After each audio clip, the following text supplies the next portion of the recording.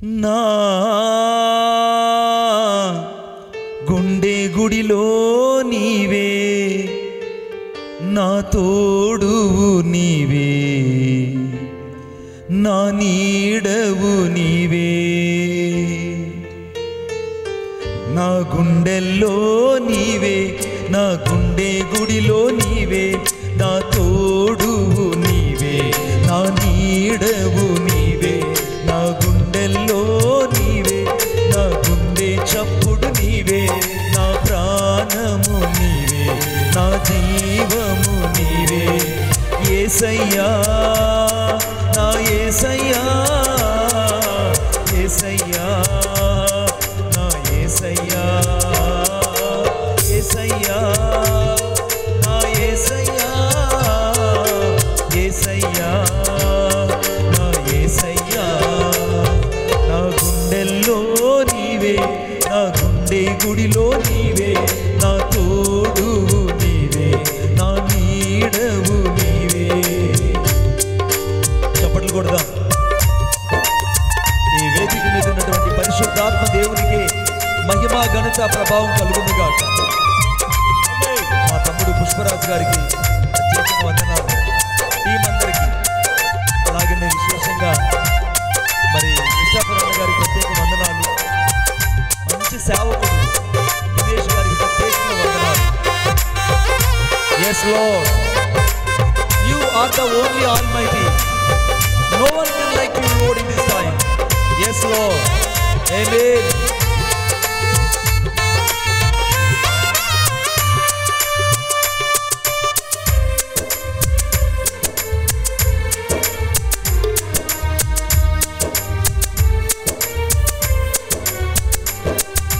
అన్ని వేళలందున నాతో ఉండి కన్న తండ్రి వై నన్ను ఆదరించావు.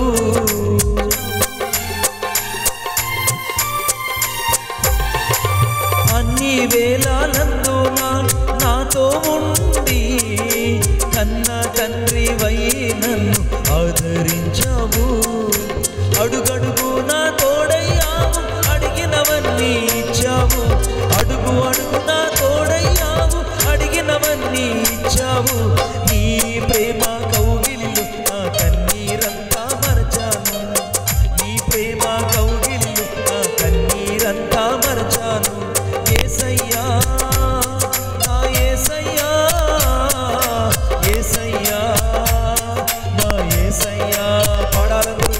యేసయ్యా నా యేసయ్యా, యేసయ్యా నా యేసయ్యా. నా గుండెల్లో నీవే, నా గుండె గుడిలో నీవే, నా తోడువు నీవే, నా నీడవు నీవే.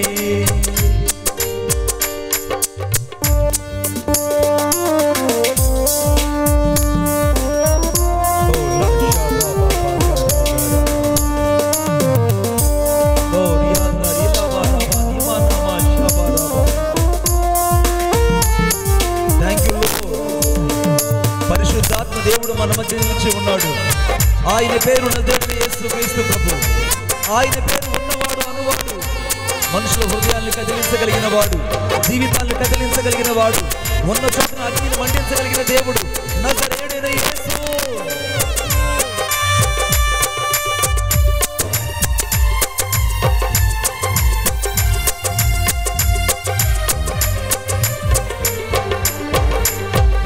ఒంటరిగా ఉన్న నన్ను గమనించి నా దరికొచ్చావు నా యేసయ్యా.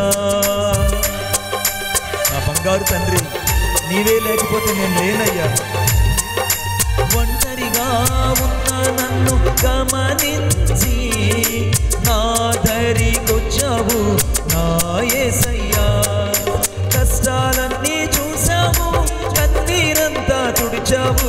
కష్టాలన్నీ చూసావు, కన్నీరంతా తుడిచావు. భయపడకు అన్నావు, నాకు తోడై ఉన్నావు. భయపడకు అన్నావు, నాకు తోడై ఉన్నావు. యేసయ్యా నా యేసయ్యా, యేసయ్యా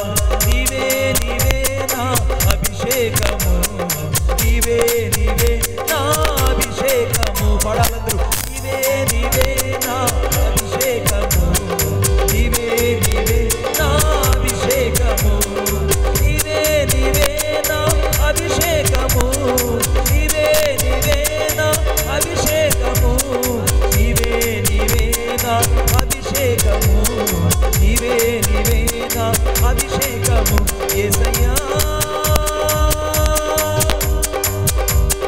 నా యేసయ్యా యేసయ్యా యేసయ్యా ఓ రాలా బాషా బాబా బాబా బాషా ఉరాలా మాని మానా మాషా బాబా నిమానా మాషా బారా యేసయ్యా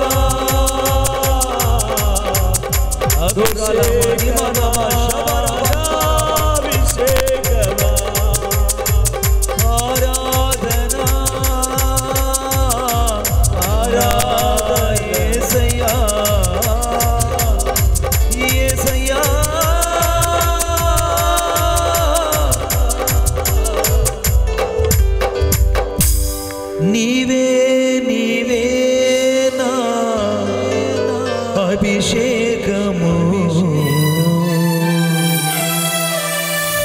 నీవే నీవే నా అభిషేకము. చప్పట్లు కూడా చేశాను మహిమపడతాం. Thank you lord. ఈ రాత్రికాల సమయంలో మీరు మా మధ్య నివసించినందుకే వందనాలు. ఇన్ని రోజులు మీరు కాపాడుతూ చివరి నడిపించినందులకై స్తోత్రాలు. నీ ప్రేమ ఎంతో గొప్పదయ్యా. ఈ రాత్రి మీరు మా మధ్య నివసించినందులకై సంచరించినందులకై స్తోత్రాలు చెల్లిస్తున్నాం. ప్రతి ఒక్కరిని దీవించండి, అభిషేకించండి, ఆశీర్వదించండి. ఈ సమయంలో వాక్యము ద్వారా మీరు నాతో మాతో మాట్లాడమని నజరేయుడైన యేసయ్య శక్తి కలిగిన నామంలో నా జీవితాన్ని మీ చేతుల్లో ప్రతిష్ఠిస్తున్నాను. నీ రక్తం చేత నేను ప్రోక్షించుకుంటున్నాను. నీ ప్రజల మీదకి నేను దేవుని భయాన్ని విడుదల చేస్తున్నాను. వాక్యపు ప్రత్యక్షతను విడుదల చేస్తున్నాను. 1,00,000 మంది దేవదూతల్ని ఈ ప్రాంతానికి విడుదల చేస్తున్నాను. ఈ రాత్రి మీ సన్నిధి యొక్క మహిమ మాతో ఉంచమని నజరేయుడైన యేసయ్య శక్తి కలిగిన నామంలో ప్రార్థన చేసి వేడుకొనుచున్నాను తండ్రి. ఆమేన్. దయచేసి కూర్చుందాం. Please be seated to everybody. ఈ రాత్రి మరి ముఖ్యంగా పూనూరులో ఉన్నటువంటి అన్ని సంఘాలకు, అలాగనే ఇక్కడ సేవ చేస్తున్నటువంటి మా ప్రియులు చాలామంది సేవకులు ఉన్నారు.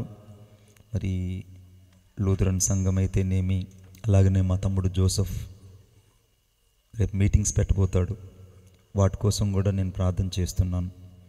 పని దేవునిది, ఇది మనుషులది కాదు. మనవెవరు ఇక్కడికి వచ్చారంటే నేను మనుషుల్ని చూసి రాలేదు, నా ప్రభు యొక్క ఆజ్ఞ మేరకు ఇక్కడికి వచ్చాను. కొట్టండి చప్పట్లు గట్టిగా. ముఖ్యంగా మేము ఆ యొక్క బాపట్ల ప్రాంతంలో మీటింగ్స్ పెట్టినప్పుడు, మరి తమ్ముడు ద్వారా శోభనన్న ద్వారా పెట్టినప్పుడు అక్కడ క్రిస్టాఫర్ అన్న గారు ఎంతగానో సహకరించి ఆ రోజు అన్నిటికీ ముందున్నటువంటి అన్నయ్యకు నేను మర్చిపోలేను. Really he son meeker and humble. ఆయన దగ్గర నేను నేర్చుకుంది ఏంటంటే ఆ రోజున మంచి విధేయత, ఎంత నమ్రత అంటే నేను I didn't expect what he showing to on his the before of the lord. నిజంగా ఆశ్చర్యపోయాను నేను.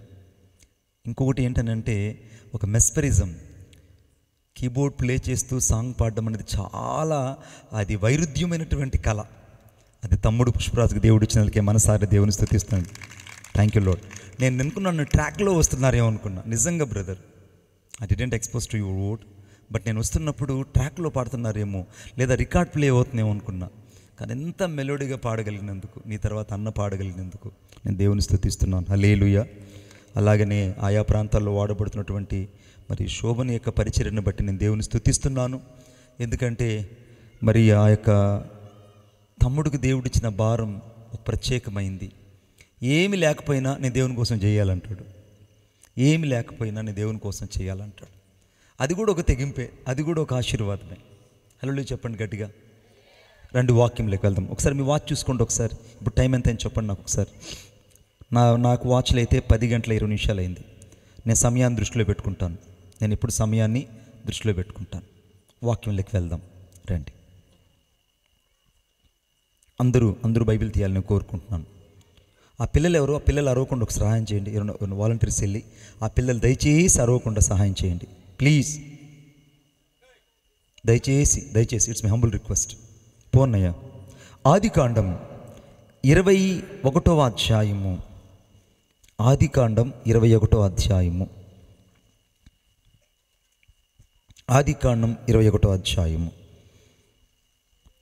14వ వచనం. కాబట్టి తెల్లవారినప్పుడు అబ్రహాము లేచి ఆహారమును నీళ్ల తిత్తిని తీసుకొని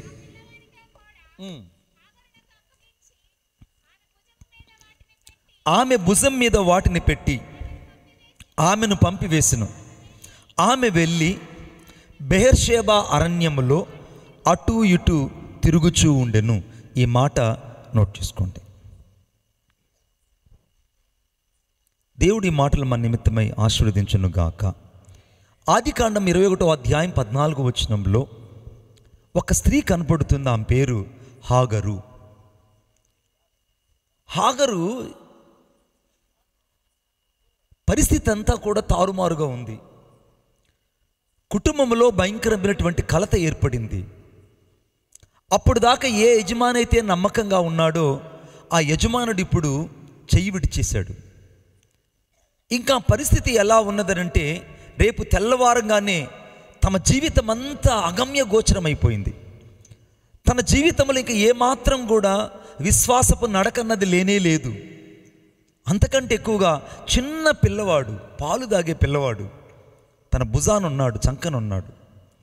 ఈ చంకన ఈ భుజాన బిడ్డని పెట్టుకొని నేను ఎక్కడికి వెళ్ళాలి, అసలు నా గమ్యం ఏంటి, నా మార్గం ఏంటి, నేను ఏ పరిస్థితుల్లోకి వెళ్ళి ఇప్పుడు నేను తలదాచుకోగలను అని ఆలోచిస్తూ ఉంది.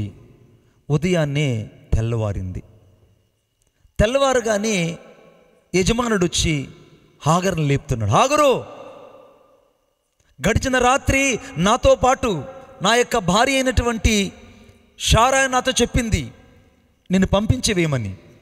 నేను ఆ మాటకి విధేయత చూపించి నేను నిన్ను పంపడానికి సిద్ధపడ్డాను. ఇదిగో నీళ్ల తిత్తి అని చెప్పి ఆ నీళ్ల తిత్తితో పాటు కొంచెం ఆమెకు కావలసిన సమకూర్చి పంపించేశాడు. ఇది జరిగింది అక్కడ. ఇప్పుడు ఆమె నిరీక్షణకు ఆధారం లేకుండా ఉన్నది.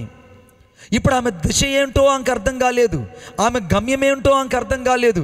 ఆమె ఎక్కడికి చేరాలో ఆమెకు అర్థం కాలేదు. ఏ పరిస్థితుల్లోకి వెళ్తే ఆమె జీవితం ఇప్పుడు నిశ్చలముగా నిలకడగా ఉంటుందో అసలు ఆమెకు చిరునామే కనబడడం లేదు. ఈ రాత్రి చాలామంది ఇక్కడ విడవబడిన వారు ఉన్నారు. కొంతమంది త్రోయబడిన వారు ఇక్కడ ఉన్నారు. కొంతమంది అసహించబడిన వారు ఇక్కడ ఉన్నారు. కొంతమంది మనుషుల చేత నెట్టివేయబడి విసిరివేయబడిన వాళ్ళు ఉన్నారు. అంతకంటే ఎక్కువగా చాలామంది అవమానకరమైనటువంటి పరిస్థితుల గుండా ప్రయాణం చేసిన వాళ్ళు ఇక్కడ ఎక్కువ ఉన్నారు. అంతకంటే ఎక్కువగా హృదయములు అనేకమైన గాయముల చేత, హృదయములు అనేకమైన విస్ఫోటనముల చేత ఇక్కడ గాయపరచబడి వచ్చిన వాళ్ళు ఉన్నారు. ఈ హాగరు ఏ రీతిగా అయితే గాయపరచబడిందో, అందరి చేత విడువబడిందో, నిరీక్షణకు ఆధారం లేకుండా పోయిందో, గమ్యమేంటో అర్థం కాకుండా పోయిందో, తాను ఎక్కడికి వెళ్ళాలో తాను ఎరుగక తిరిగి బయలుదేరడం ప్రారంభించిందో, చాలామందికి రాత్రి గమ్యం అర్థం కావట్లేదు, గురి అర్థం కావట్లేదు, చేరవలసిన ప్రదేశం అర్థం కావట్లేదు. నిశ్చలమైన పరిస్థితి అయిపోయింది. నిలకడ లేని జీవితం అయిపోయింది. ఈ స్త్రీ ఏ రీతిగా అయితే అరణ్యములో రోధిస్తుందో, ఈ రాత్రి చాలామంది ఇక్కడ అరణ్యపు అనుభవాలలో రోధించే వాళ్ళు లేకపోలేదు. ఇప్పుడు ఈమె బెహెర్షెబా అరణ్యంలోకి వెళ్ళింది. ఆ బెహెర్షెబా అరణ్యంలో అటు ఇటు తిరుగుతుంది. అటుపోయిన గచ్చలు, అటుపోయిన ముళ్ళ పొదలు, ఇటుపోయిన కొండలు, ఇటుపోయిన భయంకరమైనటువంటి తెప్పల పరిచిన రాళ్ళు. ఆ ప్రదేశం దాటుకొని పోవడం ఈమె వల్ల కావట్లేదు. ఈ లోపల బిడ్డ దాహం కోసం ఏడుస్తున్నాడు. ఎంతగా ఏడుస్తున్నాడు అంతగా ఏడుస్తున్నాడు. ఎంత ఓదార్చినా కూడా ఆ బిడ్డ ఇంకా ఏడు పాపలేదు. ఇక ఆ తల్లి దగ్గర ఉన్న పాలు కూడా ఆ సమయంలో నిలిచిపోయాయి. ఆహారం లేదు ఇద్దరికి. అది బెర్షెబా అరణ్యము ప్రాంతం, ఎడారి ప్రాంతం, భయంకరమైన క్రూరమృగాలు తిరిగే ప్రదేశం. ఆ క్రూరమృగాలు తిరిగే ప్రదేశంలో ఈ బిడ్డను తీసుకొని వెళ్తూ ఉంది. ఈ బిడ్డ ఏడుపు ఎక్కువైపోయింది. ఇక నా వల్ల కాదు, ఈ బిడ్డను తీసుకెళ్ళి నేను ఆ పొద చెంత పడేస్తానని ఒక పొదల మాటను పడేసింది. ఒక పొద చెంత పడేసింది. ఆ పొదలో పడేయగా నా బిడ్డ కేకలు పెట్టి ఏడుస్తున్నాడు. ఆ తల్లి అంటుంది, ఈ చిన్నవాని చావు నేను ఇక చూడలేను. నా బిడ్డ ఎలా చచ్చిపోతాడో నాకు తెలియదు. ఏడుస్తూ ఎక్కులు బట్టి చనిపోతాడో, ఏడుస్తూ ఒకసారి గుండాగి చనిపోతాడో, ఏడుస్తూ ఈ దాహం కోసం అంగలారుస్తూ పడిపోతాడో నాకు తెలియదు. మొత్తానికి నా బిడ్డ చావు నేను చూడలేనని దూరంగా ఆ బిడ్డ నా పొదచాటును విసిరేసేసి దూరంగా వచ్చి ఏడుస్తూ ఉంటే పరమందున్న దేవుడు విడువబడిన వారి పట్ల ఎక్కువ ప్రేమ కలిగి ఉంటాడు. కొట్టండి చప్పట్లు గట్టిగా. ఈ రాత్రి ఎవరైతే ఇక్కడ విడువబడి వచ్చారో, ఎవరైతే మరువబడ్డారో, ఎవరైతే తిరస్కరించబడ్డారో, ఎవరైతే అవమానించబడ్డారో, ఎవరైతే మనుషుల చేత విసిరివేయబడ్డారో, ఎవరైతే తృణీకరంగా అనేకసార్లు త్రోయబడ్డారో వారి పట్ల దేవుని ప్రేమ వెతుకుతుంది నిన్ను. ఈ రాత్రి దేవుని ప్రేమామయుడై ఉన్నాడు. ఆయనను వెతకడానికి రాత్రి ఇష్టపడుతున్నాడు. ఆయన ఎవరిని ఎతుకుతున్నాడంటే ఏడుస్తున్న వారిని ఎతుకుతున్నాడు. ఈ రాత్రి నీ ఏడుపు యేసుక్రీస్తు ప్రభువుకు తెలుసు. ఆమేన్ చెప్పండి గట్టిగా. ఈ రాత్రి యేసుక్రీస్తు ప్రభువుకి నీ దుఃఖము తెలుసు. ఈ రాత్రి యేసుక్రీస్తు ప్రభువుకి నీ హృదయంలో ఉన్న వేదనలు తెలుసు. యేసుక్రీస్తు ప్రభువుకి నీ అంతరంగంలో ఉన్న గాయాలు తెలుసు. ఇప్పుడు ఆమె గాయము తెలుసు, ఆమె వేదన తెలుసు, ఆమె కన్నీరు దేవునికి తెలుసు. వెంటనే దేవుడు మాట్లాడుతున్నాడు, హాగరు నువ్వు ఎందుకు ఏడుస్తున్నావు అని అంటే, అయ్యా నా బిడ్డ చావు నేను చూడలేకపోతున్నాను. నేను ఈ అరణ్యంలో ఉన్నాను. నా ఈ బ్రతుకు ఎలా ఉందంటే ఒక అరణ్యంలాగా ఉందయ్యా. అందరూ నన్ను విడిచిపెట్టేశారు. ఒంటరిదాన్ని అయిపోయాను. నా పరిస్థితి చాలా భయంకరంగా ఉంది అని అంటుంటే దేవుడు అన్నాడు, ఇదిగో ఆ పక్క చూడన్నాడు. ఆ పక్క చూడగానే ఆ అరణ్యములో ఒక ఊట అలాగ ఉబుక్కుంటూ బయట వస్తుంది. కొట్టండి చప్పట్లు గట్టిగా. ఆ అరణ్యములో పెద్ద ఊట ఒకటి పుట్టింది. ఆ అరణ్యములో, ఆ ఎడారి ప్రదేశములో, ఆ బెహర్షెబా ప్రాంతంలో ఒక ఊట పుట్టింది. ఆ ఊటలో నుంచి నీళ్లు ఎగజిమ్మడం ప్రారంభించాయి. బండలో నుండి నీళ్లు రావడము యేసుక్రీస్తు ప్రభువుకే సాధ్యము. ఎడారిలో నదులు పుట్టించగలిగిన దేవుడు, బండల్లో నీళ్లు పుట్టించగలిగిన దేవుడు, అరణ్యములో కూడా ఆయన నీటిని పుట్టించగలిగిన దేవుడు, నేను ప్రకటిస్తున్న దేవుడు. ఈరోజు నీ పరిస్థితి జీవితం అంతా ఎండిపోయినట్టే కనపడచ్చు. నీ జీవితం అంతా శూన్యమే కావచ్చు. కానీ ఎక్కడైతే నీ జీవితము చావునకు లోనై విసిరివేయబడ్డావో అక్కడే నీ కొరకు ఈ రాత్రి దేవుడు ఊటను పుట్టించబోతున్నాడు. కొట్టు చప్పట్ల గట్టిగా. ఈ రాత్రి యేసు నీ కొరకు ఊటను పుట్టించబోతున్నాడు. నీ పరిచర్య కొరకు దేవుడు ఒక ఊటను పుట్టించబోతున్నాడు. నీ జీవితంలో ఎక్కడైతే నిరీక్షణకు ఆధారం లేకుండా నీ జీవితం అంతా శూన్యం అనుకున్నావో ఆ శూన్యమైన చోట దేవుడు ఒక నీటి ఊటను పుట్టిస్తాడు. ఆ ఊట ఎండాకాలం ఆగిపోదు. ఆ ఊట ఎండాకాలంలో తరిగిపోదు, వర్షాకాలంలో నిలిచిపోదు. ఏ పరిస్థితుల్లో అయినా ఆ ఊట అలాగ పొంగుతూ ఉంటుంది. ఆ ఊటకు ఇప్పుడు అరేబియా దేశంలో మక్కా అనే ప్రదేశంలో జుమ్జుమ్ అనేటువంటి ఆ యొక్క ఊటకి ముస్లిం పెట్టిన పేరు ఏంటంటే జుమ్జుమ్ పానీయే అంటారు. ఆ జుమ్జుమ్ అనే పానీయం ఏంటనంటే సాక్షాత్ ఆ రోజు హాగరు కొరకు నా దేవుడు పుట్టించినటువంటి ఊట నేటికి అక్కడ ఉబుకుతూనే ఉన్నది. కొట్టండి చప్పట్లు గట్టిగా. ఈ రోజు వరకు కూడా మీరు నమ్మండి, ప్రపంచంలో కొన్ని లక్షల గ్యాలన్లో వాటర్లు తీసేస్తున్నారు ఆ బావిలో నుంచి. ఇప్పటికి కూడా నీళ్లు తగ్గలేదు. ఆ నీళ్లు ఎవరికి తాగితే వారికి స్వస్థత కలుగుతుంది. ఆ నీళ్లు ఎవరు చర్మ వ్యాధులు కలిగి పూసుకుంటే వారికి బాగుపడిపోతున్నారు. ఆ నీళ్లు ఎవరెవరైతే అలా ముఖం కడుక్కుంటారో వాళ్ళ ముఖంలో ఉన్న మచ్చలన్నీ పోతున్నాయి. ఎంత అనారోగ్యం ఉన్నా తాగినా స్వస్థత కలుగుతుంది. వారి జీవితంలో ఎన్ని భయంకరమైన వ్యాధులున్నా స్వస్థపరచబడతాయని ముస్లిం సహోదరులు బలంగా నమ్మి ఆ ఊటను తీసుకొస్తారు. ఆ ఊట పేరు ఏంటంటే జుమ్జుమ్ పానీ అంటారు. అంటే నా దేవుడు అరణ్యములో అటు ఇటు తిరుగుతున్న ఆమె కొరకు పుట్టించిన ఊట నేటికి ప్రపంచానికి ఒక ఆశీర్వాదకరమైంది. కొట్టు చప్పట్లు గట్టిగా. నేటికి ప్రపంచానికి ఒక ఆశీర్వాదకరమైంది. ఈరోజు నీ కొరకు, నీ పిల్లల కొరకు దేవుడు ఒక ఊటను పుట్టించబోతున్నాడు. ఆ ఊట నీ కుటుంబానికే కాదు, నీ చుట్టుపక్కల వారందరికీ ఆశీర్వాదాన్ని తీసుకురాబోతుంది. కొట్టండి చప్పట్లు గట్టిగా. నీ కొరకై యేసుక్రీస్తు ప్రభువు పుట్టించే ఊట నీ చుట్టుపక్కల వారికి నువ్వు ఒక ఆశీర్వాదకరంగా మారుతావు. నీ పిల్లలు ఒక దీవెనకరంగా మారుతారు. మారుతారు, నీ కుటుంబం ఒక దీవెనకరంగా మార్చబడుతుంది. ఆమె అరణ్యంలో అటు ఇటు తిరుగుతూ ఆ ఊటను చూచి ఒక్క పేరు పెట్టింది. ఏమని తెలిసిన? L రోయి, my God is L Roy. L రోయి అని అంటే నన్ను చూచుచున్న దేవుడువు నీ ఒక్కడవే అని చెప్పింది. కొట్టు చప్పట్లు గట్టిగా, ఇంకా గట్టిగా. నన్ను చూచున్న దేవుడు. ఈ రాత్రి నా దేవుడు చెప్తున్నాడు, నిన్ను దేవుడు చూస్తున్నాడు. పక్కన వాళ్ళకి చెప్పండి, ఈరోజు దేవుడు నన్ను చూస్తున్నాడు. చెయ్యి పట్టుకుని కైకూడమ్మా, కైకూడను సొల్లుంగ. నీకు తెలుగు రాదు కదా, అందుకని తమిళ్లో చెప్తున్నా. కైకూడను సొల్లుంగ అని పక్క వ్యక్తులే అన్న. ఏంటి నాకు ఇష్టపడన్నా? దేవుడు నా ఒంటరి జీవితంలో ఊటలు పుట్టించబోతున్నాడు. నా ఒంటరి జీవితంలో దేవుడు ఊటలు పుట్టించబోతున్నాడు. ఆమేన్. పక్కన వాళ్ళు చెప్పారా? పక్కన వాళ్ళకి ఇప్పుడు చెప్పండి, నేను చూసినట్టు చెప్పండి. నా ఒంటరి జీవితంలో నా దేవుడు నా కోసము ఒక ఊటను పుట్టించబోతున్నాడు. ఆమేన్. ఇప్పుడు ఆ ఊట ఈ ప్రపంచంలో ఎన్ని బావులు ఎండిపోయినా ఇశ్రాయేల్ దేశంలో, ఆ మక్కా అనే ప్రదేశంలో ఆ ఊట మాత్రం ఆగిపోవట్లేదు. శ్యాంబాబు జరిగిన అద్భుతం ఏంటంటే, ఆ ఊటలో నుంచి ప్రతిరోజు లక్షల గ్యాలన్ల వాటర్ బయట తీస్తారు. లక్షల గ్యాలన్ల వాటర్ అరేబియా దేశం అంతటికి ఆ వాటర్ని సప్లై చేస్తారు. కానీ ఆ ఊట ఇప్పటికీ ఆగిపోవట్లేదు. కొట్టండి చప్పట్లు గట్టిగా. అసలు ముస్లిం వాళ్ళు సగం వెళ్ళేది అక్కడికి, ఎందుకంటే ఆ నీళ్ల కోసమే వెళ్తారు. ఆ నీళ్ల కోసమే వెళ్తారు. ఈ రాత్రి దేవుడు చెప్తున్నాడు, ఏడుస్తూ ఉన్నటువంటి ఆమెను అరణ్యంలో కలుసుకొని ఆమె కొరకు దేవుడు ఒక ఊటను పుట్టించినట్టే ఈ రాత్రి అరణ్యం లాంటి అనుభవంలో ఉన్న నీ జీవితంలో, అరణ్యం లాంటి కష్టాలలో ఉన్న నీ జీవితంలో, అరణ్యం లాంటి కన్నీళ్ళు ఉన్న నీ జీవితంలో, అరణ్యం లాంటి వేదనకరమైన పరిచర్య చేస్తున్న నీ జీవితంలో దేవుడు ఒక ఆశీర్వాదకరమైన ఊటను పుట్టిస్తున్నాడు. ఆ ఊట ఇక తరిగిపోదు. ఆ ఊట ఇంకెన్నడూ వెనక్కి రాదు. ఆ ఊట ద్వారా అనేకులకు దీవెన కలుగుతుంది. ఆ పిల్లవాడికి తీసుకెళ్ళి ఆ తల్లి ఆ నోట్లో పోసి ఆ పిల్లవాడిని బతికించుకొని భుజాన్ని వేసుకున్నప్పుడు దేవుడు అన్నాడు, ఇదిగో నువ్వు తిరిగి మరలా యజమాని దగ్గరికి వెళ్ళన్నాడు. ఆమెను చెప్పండి గట్టిగా. యజమాని దగ్గరికి వెళ్ళమన్నాడు. ఈమె యజమాని దగ్గరికి వచ్చేసింది. యజమాని దగ్గర రాగానే అబ్రహాముకి దేవుడు చెప్పాడు, అబ్రహాము ఆలోచించద్దు, ఆగు అన్నాడు. ఆగు అన్నాడు. ఈ లోపల దేవుడు కొద్ది రోజుల తర్వాత 17వ అధ్యాయంలో దేవుడు అబ్రహామును షారాను దర్శించి వారిని ప్రేమించి 17వ అధ్యాయం చివరి వచనంలో ఇస్సాకును దేవుడు ఇచ్చాడు. ఎవరినిచ్చాడు? ఇస్సాకునిచ్చాడు. అయిపోయింది. ఈ ప్రపంచంలో రెండు జాతులు ఉన్నాయి. ఒకటి ముస్లిం జాతి, రెండవది క్రైస్తవ జాతి.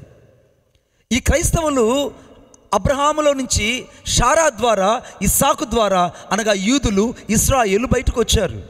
క్రైస్తవులు అనబడిన వారందరూ కూడా అబ్రహాములో నుండి, అనగా షారాయి ద్వారా, అనగా విశేషముగా ఆ యొక్క ఇస్సాకు సంతతిలో నుండి ఈ యొక్క యూదులు, ఇశ్రాయేలు బయటకు వచ్చారు. క్రైస్తవులు అనబడిన వారందరూ కూడా ఆ కోవకు చెందిన వాళ్ళు. అంటే ఇప్పుడు అబ్రహాములో నుండి కొంచెం ఫాస్ట్గా నిలబడగలరా? ఏమనుకోకండి,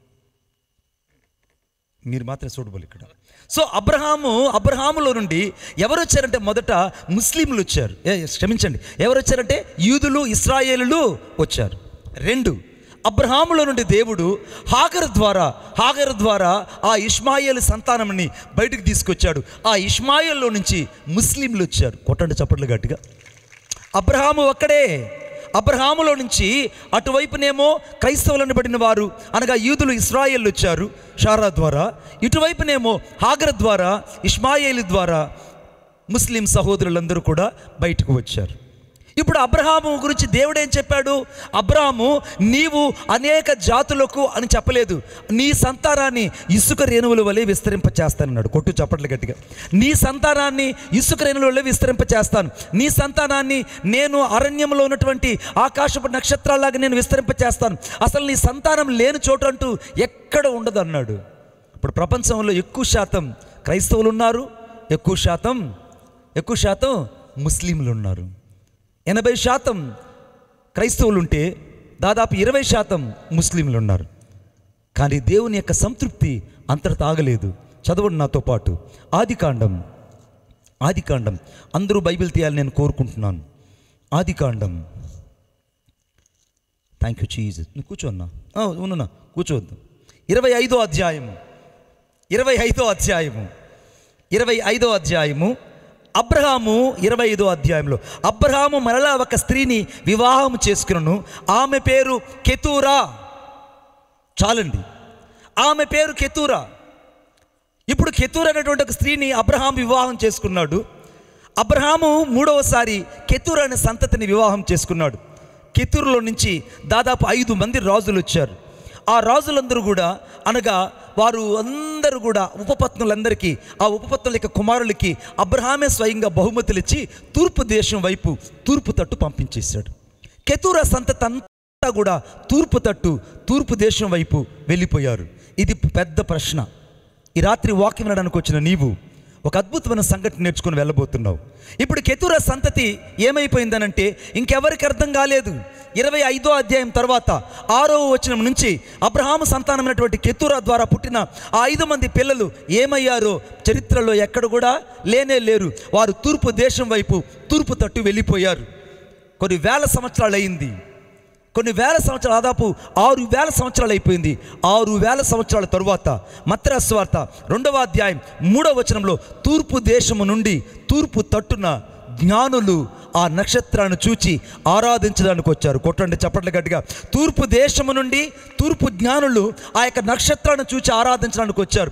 ఎవరి తూర్పు దేశపు జ్ఞానులు అంటే సింధు నాగరికతలో స్థిరపడినటువంటి ఈ కెతూరా సంతతి, అనగా ఆస్ట్రానమీ అనగా సంఖ్యాశాస్త్రం, జ్యోతిష్క శాస్త్రం, అంతకంటే ఎక్కువగా ఆస్ట్రానమీని ఎక్కువగా నమ్మేటువంటి వాళ్ళు, సంఖ్యాశాస్త్రం నమ్మేటువంటి ఈ యొక్క కెతూరా సంతతి అంతా కూడా హైందవ జాతికి లేదా హైందవ సహోదరులకు సాదృశ్యమని చరిత్ర చెప్తుంది. సింధు నాగరికత అంతా కూడా, నాగరికత, ఆ పంజాబ్ సింధు నాగరికత అంతా కూడా హైందవులకు సాదృశ్యమైంది. అంటే అబ్రహాముల నుండి మొదటేమో ఇస్సాకు ద్వారా అనగా షారా ద్వారా దేవుడు క్రైస్తవ జనాంగాన్ని తీసుకొచ్చాడు. 2 హాగర్ ద్వారా దేవుడు సాక్షాత్తు ముస్లింలను దేవుడు అబ్రహాములను తీసుకొచ్చాడు. 3వదిగా అబ్రహాముల నుండి హైందవ సహోదరులు దేవుడు తీసుకొచ్చాడు. అంటే 3 జనాంగాలకి ఒకే ఒక దేవుడు, ఆయన పేరే నజరేయుడైన యేసుక్రీస్తు ప్రభు. ఈ రాత్రి నువ్వు ఎక్కడి నుంచి వచ్చినా సరే నీకు మూలపితరుడు ఒకడున్నాడు, ఆయన పేరు అబ్రహాము. అబ్రహాముకు ఒక మూలపితరుడున్నాడు, ఆయన పేరే ఆదాము. ఆదాము యొక్క భార్య హవ్వ ఉంది. ఆ హవ్వ గురించి ఈ మధ్య కాలంలో సైంటిస్టులు చెప్పిన సంఘటన ఏంటంటే, ఏ స్త్రీని తీసుకున్నా ఆమెలో ఒక DNA కనుగొన్నాం. ఆ DNA ఏంటంటే అది సరిగ్గా మెసొపొతేమియా దేశంలో అనగా హవ్వ యొక్క DNA నుంచి వచ్చినటువంటి DNAని తేలింది. అంటే యేసుక్రీస్తు నామములో అబ్రహాములో నుంచి సకల జాతులను ఆశీర్వదించడానికి దేవుడు ఆ రోజు ఇష్టపడడానికి కారణం ఏంటో తెలుసా? హాగరు ఆ అరణ్యంలో దేవుని ఊటను కనుగొనింది. ఈ రాత్రి thank you sir, please be seated. చిన్నప్పుడైతే బాగుండేవాళ్ళు, ఇప్పుడు నాకంటే వాళ్ళు పెద్దవాళ్ళు అయిపోయారు. వాళ్ళు ఏమన్నాలో కూడా అర్థం కాదు. జోసెఫ్ వస్తాడు, నాకు కనబడితే వాడు ఇంత పొడుగు అయిపోయాడు. వాడు చూస్తే నాకు భయం వేస్తుంది లోపల. ఏమన్నాలి అసలుకి నాకు అర్థం కాదు. చిన్నప్పుడైతే చక్కగా అన్న అని తిరిగే వాళ్ళు బాగున్నారు. ఇప్పుడు వాళ్ళు చూస్తే ఎన్ని బిడ్డలు నీకు? ఇద్దరు బిడ్డలు. చిన్నప్పుడు లాగా మాట్లాడితే కుదురుతుందా? వాళ్ళకి ఇప్పుడు ఒక రెస్పెక్ట్, రెస్పాన్సిబిలిటీ, థియరీ అన్నీ వచ్చేసాయి. అర్థమవుతుందా? హల్లెలూయా. బాగా గమనించండి. ఇప్పుడు ఆ యొక్క అరణ్యంలో ఆమె తిరుగుట ద్వారానే ఆమె జీవితం ఆశీర్వదించబడింది. ఈ రాత్రి పరిశుద్ధాత్మ దేవుడు చెప్తున్న మాట ఏంటి తెలుసా? నువ్వు అరణ్యం లాంటి కష్టాలలో ఉన్నావు బిడ్డ, భయపడద్దు. నీ జీవితంలో దేవుడి రాత్రి ఒక ఊట పుట్టించబోతున్నాడు. ఆ ఊట ద్వారా నీ పిల్లలు నీ తరతరాలు ఆశీర్వదించబడబోతున్నాయి. రెండో విషయం చెప్తాను. రెండో విషయం చాలా ప్రత్యేకమైంది, నీ జీవితాన్ని మలుపు తిప్పగలిగింది. నీ జీవితానికే ఒక మలుపు. This is the very important of the topic. దయచేసి నాతో పాటు చూడండి. అందరూ బైబిల్ తీయాలని నేను కోరుకుంటున్నాను. నిర్గమకాండం 3వ అధ్యాయంలో మోషే మిద్యాన యాజకుడైన యిత్రోను తన మామ మందను మేపుచు ఆ మందను అరణ్యము అవతలకు తోలుకొని దేవుని పర్వతమైన హోరేబుకు వచ్చాడని రాయబడింది. 3వ అధ్యాయం 1వ వచనంలో మోషే తన మామైనటువంటి మిద్యాను యాజకుడైన యిత్రో తన మామ మందను మేపుచు ఆ మందను అరణ్యము అవతలికి తోలుకొని. చాలండి. నేను మొదట ఏం చెప్పాను? బెహెర్షెబా అరణ్యములో అటు ఇటు తిరుగుతూ ఉండెను. అరణ్యము అనే మాట నోట్ చేసుకోమని చెప్పా. ఆమె అరణ్యములు అటు ఇటు తిరిగింది, గొప్ప ఊటను కనుగొనింది. ఆ ఊట ద్వారా ఆశీర్వాదాన్ని చూసింది. ప్రపంచం నేటికి ఆశీర్వాదాన్ని అబ్రహాము యొక్క సంతతిలో నుంచి వచ్చినటువంటి ఇష్మాయేలు ద్వారా దేవుడు గొప్ప ఊటను పుట్టిస్తే ఆ ఊట నేటికి అందరికీ కనబడుతుంది. ఈవెన్ నేను కూడా ఆ ఊటని ఎన్నోసార్లు తాగాను, ఎన్నోసార్లు. ఏది, నన్ను పిలిచిన వాని ఊట, లేదా ఎన్హోరేదు, అంతకంటే ఎక్కువగా మరి ఎల్రోయి అనే ఊటను నేను ఎన్నోసార్లు తాగాను. 2025లో కూడా నేను తాగాను. 2020లో కూడా నేను తాగాను. నా స్నేహితులు కొంతమంది ఉన్నారు అరేబియాలో, వాళ్ళు వచ్చినప్పుడంతా నాకు తీసుకొచ్చిస్తుంటారు. ఆ ఊట తాగితే అంత మధురంగా ఉంటుందండి. సరే, రెండో విషయం చెప్పాను. ఇప్పుడు మోషేతో దేవుడు మాట్లాడుతున్నాడు. మోషే ఇక్కడ ఏం చేస్తున్నావు అని అన్నాడు. మోషే అన్నాడు, అయ్యా నేను ఒకప్పుడు ఐగుప్తు దేశంలో గొప్ప వీరుణ్ణి, గొప్ప శూరుణ్ణి, అసలు నా చేతి కింద పని వాళ్ళు ఉన్నారు, ఎవరక్కడా అలా చేతులు తట్టగానే వచ్చేస్తారు. పుష్పరాజన్ అర్థమవుతుందా? ఎవరక్కడ అనగానే పరిగెత్తుకొని వచ్చేసేవాళ్ళు. అర్థమవుతుందా? నా డైనింగ్ టేబుల్ మీద బంగారు గిన్నె ఉండేది. అసలు నడవాలంటే అటు పక్కన నాకు ఇప్పుడు బెంచ్ కార్తో సమానం. ఆ రోజుల్లో ఫరో రథశ్వాలు అవి నా ముందున్నాయి. అంతకంటే ఇక్కడ సకల శాస్త్రాలలో నేను ప్రావీణ్యత పొందాను. అసలు నాకు తిరిగే లేదు, నాకు ఓటమంటేనే తెలియదు. కానీ దేవుడు నన్ను తీసుకొచ్చి ఇప్పుడు ఈ అరణ్యంలో గొర్రెలు మేపుకునేటువంటి మంద దగ్గర నన్ను ఉంచాడు. ఇప్పుడు బాగా ఆలోచించండి. ఒకప్పుడు హై క్లాస్గా పెరిగినటువంటి మోషే, హై క్లాస్లో పెరిగిన మోషే ఒక్కసారిగా డౌన్ స్టేజ్లోకి వెళ్ళిపోయి తానేం చేస్తున్నాడంటే ఏయ్ పా పా డ్రు అంటున్నాడు. ఆ గొర్రెలన్నీ అటు ఇటు వెళ్తున్నాయి. ఓ ఓ ఏ ఏ అంటుంటే ఆ గొర్రెలన్నీ ఆగిపోతున్నాయి.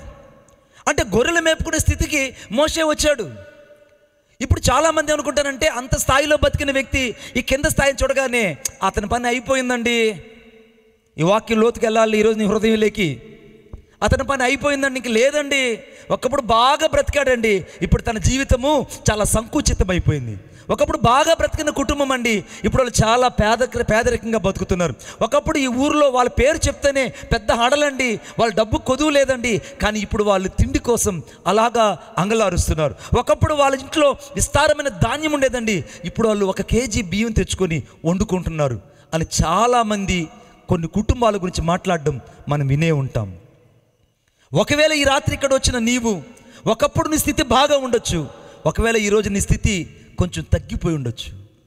ఒకవేళ నీ చేతి నిండా ఒకప్పుడు డబ్బులు ఉండొచ్చు, ఇప్పుడు డబ్బులే నీ జీవితంలో కొదువై ఉండొచ్చు. అయితే ఈ వాక్యం నీ హృదయంలోకి వెళ్ళని. ఇప్పుడు మోషే జీవితం ఎలా ఉందంటే, ఒకప్పుడేమో ఐగుప్తు దేశంలో రాజకుమారుడుగా ప్రిన్స్గా పెరిగాడు. ఇక్కడేమో ఇప్పుడు ఐగుప్తు ఆ యొక్క ఇత్రో మామ మందని మేపుకుంటూ గొర్రెల కాపరిగా జీవిస్తున్నాడు. తన బ్రతుకు ఎలా ఉందంటే చాలా దుర్భరంగా ఉంది. ఇక తన శరీరం అంతా కూడా ఆ గొర్రెల వాసన. ఏ యొక్క గొర్రె దగ్గరికి వెళ్ళి ఏది కావాలో తను తెలుసుకుంటున్నాడు. ఒకప్పుడు ప్రజల దగ్గరికి వెళ్ళి అనేకల్ని అడిగే వ్యక్తి ఇప్పుడు గొర్రెల దగ్గరికి వెళ్ళి మాట్లాడే స్థితికి వెళ్ళిపోయాడు. తను ఒక తగ్గింపు స్థితిలోకి వచ్చేసాడు అనుకుంటున్నారు. మరొకవైపు లేదు మోషే జీవితంలో ఇంకా పడిపోయాడు అనుకుంటున్నారు, ఇంకా పైకి రాడిక మోషే అనుకుంటున్నారు. ఈ రాత్రి పరిశుద్ధాత్మ దేవుడు చెప్తున్నాడు, ఎంతమంది నీ గురించి అనుకున్నా నా యేసు నీ గురించి ఒకటి అనుకుంటున్నాడు. ఈ రాత్రి నీ గొప్ప మేలు చేయబోతున్నాడు. ఈ రాత్రి నీ కుటుంబానికి ఒక మేలు కలగబోతుంది, నీ పిల్లలకు ఒక మేలు కలగబోతుంది. ఈ ఊరి వాళ్ళందరూ కాదు కదా, ఈ మండలంలో ఉన్న వాళ్ళందరిని ఎంతమందిని అనుకొని నా యేసయ్య ఒకటి అనుకుంటున్నాడు. ఈ రాత్రి పడిపోయిన నీవు ఈ రాత్రి పతాక స్థాయిలోకి వెళ్ళబోతున్నావు. ఈ రాత్రి పడిపోయే స్థితిలో ఉన్న నీవు, నిర్జీవమైన స్థితిలో ఉన్న నీవు జీవము గల స్థితిలోకి రాబోతున్నావు. ఓడిపోయిన స్థితిలో ఉన్న నీవు ఆశీర్వాదపు స్థితిలోకి రాబోతున్నావు. పడిపోయి పాతాళంలో పడిపోయి అవమానాలే నిందలే కన్నీలే నీ జీవితం నాట్యంగా మారిపోయిన ఈ రాత్రి నేను ప్రకటిస్తున్న యేసుక్రీస్తు ప్రభు పడిన చోట నుండి నిన్ను పైకి లేవనెత్తును గాక. ఎక్కడ నువ్వు పడ్డావో అక్కడ దేవుని లేవనెత్తాడు. ఇది ఆయన లాజిక్. నా దేవునికి లాజిక్ తెలుసు, మ్యాజిక్ తెలుసు. మ్యాజిక్ ఏంటో చెప్పమంటారా? రేపు చెప్పండి. మీరు బొమ్మల్లాగా బిగ తీసుకుపోయారు, గాలి రాక ఆగిపోయారా, లేకపోతే మీరేమైనా ఊపిరి ఆగిపోయింది? నాకు అర్థం కావట్లేదు. గట్టిగా స్తోత్రం చెప్పండి. ఇంకోసారి చెప్పండి. కాళ్ళు చెప్పిన అందరూ కాళ్ళు ముడుచుకోండి. ఇది నా దేవుని సన్నిధి. ఇక్కడ బుర్రకథలు అరికథలు చెప్పరు. అర్థమైందా? ఎందరో వచ్చాను తెలుసా, నేను నా పరిచయం చెప్తే ఆశ్చర్యపోతారు. ఈ వారం అంతా ఒక్కరోజు కూడా నా కాళ్ళు లేదు. ఎప్పటి నుంచి? ఏప్రిల్ నుంచి. నేను రాత్రి అంతా నేను ప్రయాణం చేసి కాళహస్తికి వెళ్ళి ఉదయాన్న సంఘంలో మా యొక్క స్థానిక సంఘంలో వాక్యం చెప్పి అక్కడి నుంచి మరలా నేను పరుగున ట్రైన్ ఎక్కి డే అంతా జర్నీ చేసి పరిగెత్తుకుంటే ఇక్కడికి వచ్చా. కనీసం నేను తినడానికి కూడా నాకు టైం లేదు. రావడం, పరిగెత్తుకొని రావడం, మళ్ళీ తిరిగి రాత్రి బయలుదేరి ఇంకో దగ్గర మీటింగ్కి వెళ్ళాలి. కాబట్టి నా సమయం చాలా విలువైంది బిడ్డ. ఎందుకంటే నేను యేసయ్యను మోసే గాడిదను. నీ కాళ్ళు చాపుకుంటే వాక్యం చెప్పడానికి నేను ఇక్కడ లేను. హల్లెలూయా చెప్దాం గట్టిగా, హల్లెలూయా. ఇప్పుడు వాక్యంలోకి వెళ్దాం. ఇప్పుడు దేవుడు ఏం చెప్పాడంటే మోషేతో, మోషే నీ పరిస్థితి ఎలా ఉందన్నాడు. నా పరిస్థితి ఏముందయ్యా, ఒకప్పుడు బాగా బతికాను, ఇప్పుడు గొర్రెలు మన దగ్గర ఉన్నాను, ఏం పర్వాలేదు అన్నాడు.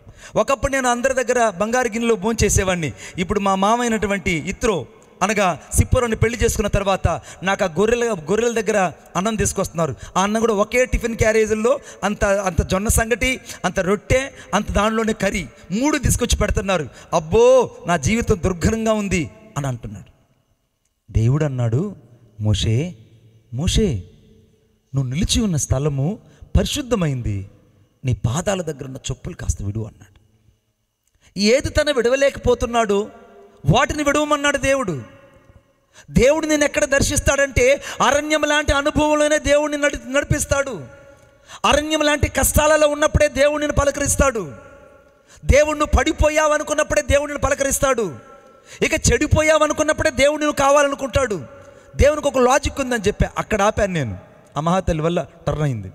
దేవునికి ఎందుకు మ్యాజిక్ తెలుసానంటే, నా దేవుడు చేసే మ్యాజిక్ ఎలా ఉంటుందో చెప్తా. ఆయన ఏం చేస్తాడు మ్యాజిక్ అని అంటే, ఐగుప్తు దేశంలో నుంచి ఇశ్రాయేలుని బయటకు తీసుకొచ్చేటప్పుడు ఆ ఎర్ర సముద్రాన్ని ఆరిపోజేశాడు.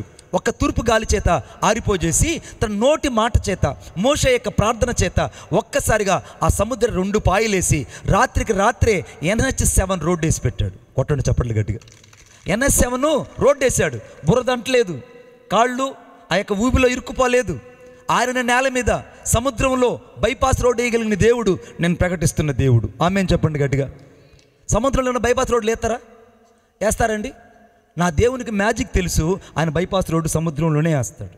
ఆమేన్ చెప్పండి గట్టిగా చెప్పండి. రెండో విషయం చెప్తాను. దేవునికి మ్యాజిక్ తెలుసు. ఎంత మ్యాజిక్ తెలుసు అంటే ఒక గొర్రెలు మేపుకున్న వ్యక్తిని దేవుడు బయటకు తీసుకొని వచ్చి ఆ వ్యక్తిని రాజుగా చేసి సింహాసనం మీద కూర్చుండి పెట్టాడు. ఆ గొర్రెలు మేపుకున్న వ్యక్తిని దావీదు మహారాజుగా దేవుడు ప్రతిష్ఠం చేసి ఈ యొక్క భూప్రపంచానికి ఆశ్చర్యకరమైన వంశావళిగా దేవుడు చేశాడు. ఆయనకి మ్యాజిక్ తెలుసు. గొర్రెల కాపరిని దేవుడు ఎన్నుకొని ఒక గొర్రెల కుటుంబంలో నుంచి ఒక గొప్ప రాజును తీసుకొని రావడం ఎవరికి సాధ్యమంటే నా దేవునికే సాధ్యం. ఈ రాత్రి నీ జీవితం అందరికీ తక్కువ కనపడచ్చు. నా దేవుడిని జీవితంలో ఒక మ్యాజిక్ చేయబోతున్నాడు. ఆమేన్ చెప్పండి గట్టిగా. మ్యాజిక్ అంటే ఏంటి? ఏవి నీ జీవితంలో లేవో అవి దేవుడు చేయబోతున్నాడు. ఏవి నీ జీవితం లేవనుకుంటున్నావో అవి దేవుడు చేస్తాడు. ఎక్కడ నీ జీవితం శూన్యం అనుకున్నావో అక్కడ దేవుడు సమస్తాన్ని నింపబోతున్నాడు. ఎక్కడ నీ జీవితంలో అనేక సార్లు అవమానాన్ని, నిందను ఎదుర్కొన్నావో అక్కడ దేవుడు ఆశీర్వాదకరమైనటువంటి అభిషేకాన్ని ఇచ్చి నడిపించబోతున్నాడు. ఆయన ఇచ్చే అభిషేకము భూ సంబంధమైన అభిషేకం కాదు. It's not the earthly anointing. The God shall give to the great anointing from the lord of Jesus Christ in his night. దేవుడిచ్చే అభిషేకం శక్తివంతమైంది. అందుకే వాక్యం రాయబడింది, ఆయన వలన మీరు పొందిన అభిషేకము సత్యము గనుక మీకెవడు బోధింపనక్కర్లేదు. ఏ మనుషుని చేత నువ్వు బోధింపనక్కర్లేదు. ఎందుకేనంటే ఆయన నిన్ను అరణ్యములోనే దర్శించి మోషేతో మాట్లాడుతున్నాడు కనుక. కొట్టు చప్పట్లు గట్టిగా. ఇప్పుడు మోషేతో దేవుడు ఎక్కడ మాట్లాడాడంటే అరణ్యంలో మాట్లాడాడు. కొంతమందికి అనిపించవచ్చు, అన్నయ్య మోషేతో అరణ్యంలో మాట్లాడడానికి నా జీవితానికి ఏమన్నా సంబంధం ఉందా? నీకు బాగా వాక్యం తెలుసుగా, నీకు మంచి జ్ఞానం ఉంది. ఎన్ని జ్ఞానం తెలుసు నీకు? పైనుండి వచ్చే జ్ఞానం కొదువ, నీకు ఆ జ్ఞానం తక్కువ. నువ్వు మానవ సంబంధమైన జ్ఞానం ఉంది, భూ సంబంధమైన జ్ఞానం ఉంది, శరీర సంబంధమైన జ్ఞానం ఉంది, ఆత్మ సంబంధమైన జ్ఞానం తక్కువ. కాబట్టి ఇలా ఆలోచిస్తుంటావు. ఒకవేళ ఆత్మ సంబంధమైన జ్ఞానం నీకెక్కువ ఉంటే, పైనుండి వచ్చే జ్ఞానం చేత నింపబడి ఉంటే, దైవ జ్ఞానం చేత నింపబడి ఉంటే ఈ రాత్రి ఈ వాక్యంలో ఉన్న మర్మాన్ని నువ్వు తెలుసుకొందువుగాక. ఇప్పుడు 3వ అధ్యాయం 1వ వచనంలో దేవుడు అంటున్న మాట ఏంటంటే, మోషే నీ మందను అరణ్యము అవతలకి నడిపించు. అరణ్యము అవతలకి నడిపించు. ఇది అంశం. అరణ్యము అవతలకి నడిపించు. నువ్వు ఇప్పటిదాకా నువ్వు పల్ల ప్రాంతంలోనే నీ మందను మేపావు. నీ మందను అక్కడ కాదు, అరణ్యములోకి నడిపించు. అందనంత ఎత్తులో ఒక అరణ్యం ఉంది. ఆ అరణ్యం వైపు నీ అడుగులు వేయి. ఇప్పటిదాకా నీ మందను లోతట్టు ప్రాంతాలు నడిపించావు, నీ పరిచయను లోతట్టు ప్రాంతాలను నిలిపావు, నీ పరిచయను భూ సంబంధమైన వాటి కొరకే నిలిపావు, నీ పరిచయను భూ సంబంధమైన వాటి చేత నీ జ్ఞానాత్మ చేత నింపుకొని నడిపించావు. అది కాదు, నువ్వు పరసంబంధమైన జ్ఞానం చేత నింపబడ్డానికి, పైనుండి వచ్చే జ్ఞానం చేత నింపబడ్డానికి, దైవ జ్ఞానం చేత నింపబడ్డానికి నీ యొక్క మందను ఆ అరణ్యము అవతలకు నడిపించు. నువ్వు అవతలకు రావాలి. యువతలుంటే దేవుడు నీతో మాట్లాడు. నువ్వు యువతలున్నావనుకో నువ్వు శరీర సంబంధంగానే ఉంటావు. యువతలున్నావనుకో నీకు లోకయుక్తమైన జ్ఞానమే ఉంటుంది. నువ్వు యువతలున్నావనుకో మానవ సంబంధమైన మనసే ఉంటుంది. ఎప్పుడైతే నువ్వు అరణ్యం అవతలకు వస్తావో అక్కడ పొదలో మండుచున్న అగ్ని నీకు కనబడుతుంది. కొట్టు చప్పట్ల గట్టిగా. పొదలో మండుచున్న అగ్ని, పొదలో మండుచున్న అగ్ని కనబడాలంటే ఇప్పుడు మోషే అడుగులు వేయాలి. ఈ రాత్రి చాలామంది జీవితంలో పరిశుద్ధాత్మ దేవుడు ఒక ఆలోచన కలిగి ఉన్నాడు. నిన్ను దేవుడు ఎందుకు నడిపిస్తున్నాడు అరణ్యంలో? ఎందుకంటే నిన్ను కష్టాల్లో దేవుడు ఎందుకు నడిపిస్తున్నాడంటే, నిన్ను కన్నీళ్ళలో ఎందుకు నడిపిస్తున్నాడంటే, అక్కడ అరణ్యంలో మోషేకి దేవుడు కనపడినట్టుగా ఈ రాత్రి దేవుడు నీకు కనబడి నడిపించబోతున్నాడు. కొట్టు చప్పట్లు గట్టిగా. మోషేని దేవుడు ఎదుర్కొన్నట్టుగా ఈ రాత్రి దేవుడిని కలుసుకోబోతున్నాడు. మోషేని దేవుడు అరణ్యంలో దేవుని యొక్క సన్నిధిని మోషే చూచినట్టుగా ఈ రాత్రి దేవుని యొక్క కన్నులు నిన్ను చూస్తున్నాయి, ఆయన నువ్వు చూడాలని. నీకు అర్థమైందా? కాస్త నడిపించు అరణ్యంలోకి. ఇప్పుడు దాకా నువ్వు ఇక్కడే నడిపించుకున్నావు. కాస్త నీ భక్తి జీవితాన్ని కాస్త పెంచు. నీ భక్తి జీవితాన్ని కాస్త పెంచు. ఎప్పుడైతే నీ భక్తి జీవితాన్ని కాస్త పెంచుతావో అప్పుడు నీ జీవితంలో ఆశీర్వాద స్థితిలోకి వెళ్తావు. మీరు ఎప్పుడైనా గుళ్ళలోకి వెళ్ళండి. మేము హైందవులం కాబట్టి గుళ్ళ దగ్గరికి వెళ్ళేవాళ్ళు. ఆ గుడి దగ్గరికి వెళ్ళి అంబస్య నారే భువన్నస్య నకస్య నహావృష్టి నహోతో నహీయాన్ అంబస్య నారే భువన్నస్య నకస్య నహావృష్టి అనే శ్లోకాన్ని పదే పదే చెప్పుకునేవాళ్ళం మేము. ఆ గుడి దగ్గరికి వెళ్ళగానే మొదట మాకు ప్రాంగణం కనపడుతుంది, గుడి ప్రాంగణం. ఆ గుడి లోపలికి వెళ్ళగానే ఆ గుడి ఆవరణం కనపడుతుంది. ప్రాంగణం అన్న ఆవరణం అన్న ఒకటే. ఆ గుడి ఆవరణం కనపడుతుంది. ఆ ప్రాంగణంలోకి వెళ్ళగానే ఆ గోపురం ఒకటి కనపడుతుంది. ఆ గోపురం ఇలా చూడాలి. ఆ గోపురం దగ్గర ఒక మధ్య భాగం, దానికి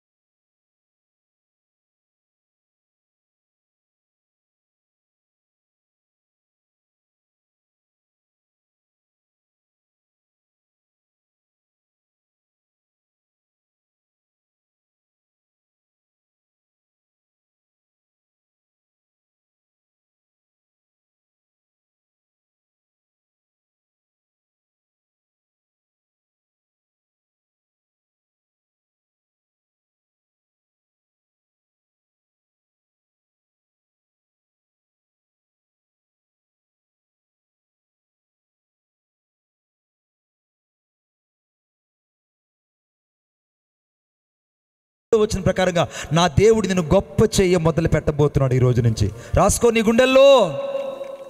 వారి కన్నులు ఎదుటే నా దేవుడు నిన్ను గొప్ప చేయడం ప్రారంభిస్తున్నాడు. వారి కన్నులు ఎదుటే దేవుడిని సాక్ష్యాన్ని కలగడం ప్రారంభిస్తున్నాడు. వారి కన్నులు ఎదుటే దేవుడిని జీవితాన్ని దీవెనకరంగా చేయబోతున్నాడు. భయపడుకో. దేవుడిని జీవితంలో ఆశ్చర్యమైన కార్యం ఏంటో తెలుసా? నీ మందను కాస్త అరణ్యం అవతలకు నడిపించు. అక్కడ నీ కోసం అగ్ని పొదలో దేవుడు ఎదురు చూస్తున్నాడు మాట్లాడాలని. ఈరోజు ఎంత కష్టంతో ఇక్కడికి వచ్చావో, ఎంత అవమానంతో ఇక్కడికి వచ్చావో, ఎన్ని కన్నెలతో ఇక్కడికి వచ్చావో దేవునికి తెలుసు. అయితే 2 అడుగులు ముందుకు వెయ్యి. ఆ మందను కాస్త ఆ కొండ అవతలు నడిపించు. నువ్వు ఎక్కలేనంత కొండ ఒకటి ఉంది, అదే భారమైన కొండ. నువ్వు ఎక్కలేనంత కొండ ఒకటి ఉంది, అదే నీ కష్టాల కొండ. నువ్వు ఎక్కలేనంత కొండ ఒకటి ఉంది, అదే అవమానాల కొండ. దాన్ని ఎక్కి అవతలకి వెళ్ళు. దాన్ని అవతలకి వెళ్ళావంటే అక్కడ సాక్షాత్ యేసయ్య నీ కోసం ఎదురు చూస్తున్నాడు. అవమానాల మధ్యలో కూర్చోకు బిడ్డ. నిందల మధ్యలో కూర్చోకు. నిందల మధ్యలో కూర్చోకు. అవమానాల మధ్యలో కూర్చోకు. నాకు అనిపిస్తుంటుంది అప్పుడప్పుడు, ఈ పూనూరు ఎంత ధన్యకరమైన ఊరు. మీకు అనిపిస్తుందో లేదో కానీ నాకు మాత్రం మా తిరుపతిలో నుంచి నాకు అనిపిస్తుంటుంది. ఎందుకు అనిపిస్తుంది సార్? దేవుడు ఈ ఊరిలో నుంచి 4 ఎవరిని బిడ్డల్ని దేవుడు లేపాడే. ఎంత గొప్ప దేవుడు. వారిలో ఒకరు లేరు, ఆయన పేరు మోషే. అంతేనా? మోషే రాగన్నపాలెంలో సేవ చేస్తున్నా. ఒక బిడ్డ లేడు, ఆ బిడ్డ పరలోకం వెళ్ళిపోయాడు. మిగిలిన 3 బిడ్డలు బెన్హర్ ఎక్కడో దూరంగా ఉన్న ఆ బిడ్డ సేవ చేస్తున్నాడు. జోసెఫ్ తన స్వజనులు రక్షించబడాలని, వారి మధ్యలో ఏ రీతిగా దేవుని నామం మహింపరచాలని ఆ బిడ్డ కన్నీరు మున్నీరు సేవ చేస్తున్నాడు. ఈ బిడ్డ స్వజనులు రక్షించబడాలి, బాపట్ల ఉన్న దర్శనం మేరకు ఆ ప్రాంతంలో ప్రజలు రక్షించబడాలని అక్కడ సేవ చేస్తున్నాడు. కొట్టండి చప్పట్లు గట్టిగా. దేవుడు మరచుటకు అన్యాయస్తుడు కాదు. ఈ రాత్రి నువ్వు ఏ పరిస్థితుల్లో ఉన్నావో దేవునికి తెలియదు. ఎవరు ఊహించారు? నేను అనుకున్నానా, లేదంటే నేను అనుకోలేదు వీళ్ళు ఎంత గొప్ప స్థాయికి వస్తారని. ఈ రాత్రి బిడ్డ, నేను చెప్తున్న దేవుని ఆత్మతో నింపబడి నీ జీవితం ఏ పరిస్థితుల్లో ఉన్నా నీ కోసం అరణ్యపు అవతల నా దేవుడు ఎదురు చూస్తున్నాడు. నా దేవుడు ఎదురు చూస్తున్నాడు. నా దేవుడు ఎదురు చూస్తున్నాడు. కాస్త నడిపించు, లోతుకు నడిపించు, ఇంకొంచెం లోతుకు నడిపించు. నీ భక్తి జీవితాన్ని లోతుకు నడిపించు, ప్రార్థన జీవితాన్ని లోతుకు నడిపించు, విశ్వాస జీవితాన్ని లోతుకు నడిపించు. ఎవరూ గ్రహించలేనంత స్థాయికి నువ్వు చేరుకునేటట్టు నా దేవుడు చేస్తాడు. నా దేవుడు చేస్తాడు. ఇదే పూనూరుకి మొదటిసారి నా జీవితంలో వచ్చిన తేదీ ఏంటో తెలుసా? 7వ తేదీ 5వ నెల 7వ తేదీ 5వ నెల 2009వ సంవత్సరం మొదటిసారి నేను పూనూరులో అడుగుపెట్టాను. ఆ 2008లో మొదటిసారి మేము అక్కడ మీటింగ్ పెడితే, గన్నవరంలో మీటింగ్ పెడితే 2009లో మొదటిసారి నేను పూనూరు వచ్చాను. ఆ పూనూరు వచ్చినప్పుడు ఎందుకో ఒక తెలియని భారం కలిగింది. ఈ రాత్రి దేవుని ఉద్దేశం ఏంటో తెలుసా? నీ పట్ల దేవునికి ఒక ప్రణాళిక ఉంది బిడ్డ. నీ పట్ల దేవునికి ఒక ప్రణాళిక ఉంది. నువ్వు నమ్మగలవా? ఈ రాత్రి నువ్వు నిజంగా నమ్మగలవా? దేవుడు నిన్ను ఆ యొక్క మందలోని అనగా అరణ్యంలోకి వెళ్ళి నేను అక్కడ కలుసుకోవాలని, ఆ అరణ్యంలో నీతో మాట్లాడాలని, ఏ ప్రాంతంలో అయితే నువ్వు బహిష్కరించబడ్డావో ఆ ప్రాంతాన్ని నేను పంపి అక్కడ నాయకుడిగా చేయాలనుకుంటున్నాడు. మోషే అనుకోలేదు, నేను జీవితాంతం గొర్రెలే మేపుకుంటానేమో, జీవితాంతం ఈ సిప్పోర దగ్గరే నేను బతుకుతానేమో అనుకున్నాడు. మోషే అనుకున్నాడు, ఇక్కడ నాకు ఒక బిడ్డ పుట్టాడు, వాడి పేరు గెర్షోము. ఈ గెర్షోమే ఇక నా ఇంటికి వారసుడు అనుకున్నాడు. మా మామ ఈ ప్రాంతంలో మిద్యాను దేశంలో, అంటే బయలుదేవతను ఆరాధించేటువంటి మిద్యానీయుల మధ్యలో ఆయన యాజకుడు. అంటే బయలుదేవతలకు ఆయన యాజకుడు. నేను కూడా ఆ బయలుదేవతల యాజకుడి యొక్క అల్లుడుగా మిగిలిపోతానేమో అనుకున్నాడు. కానీ దేవుని యొక్క ప్రణాళిక ఏంటో తెలుసా?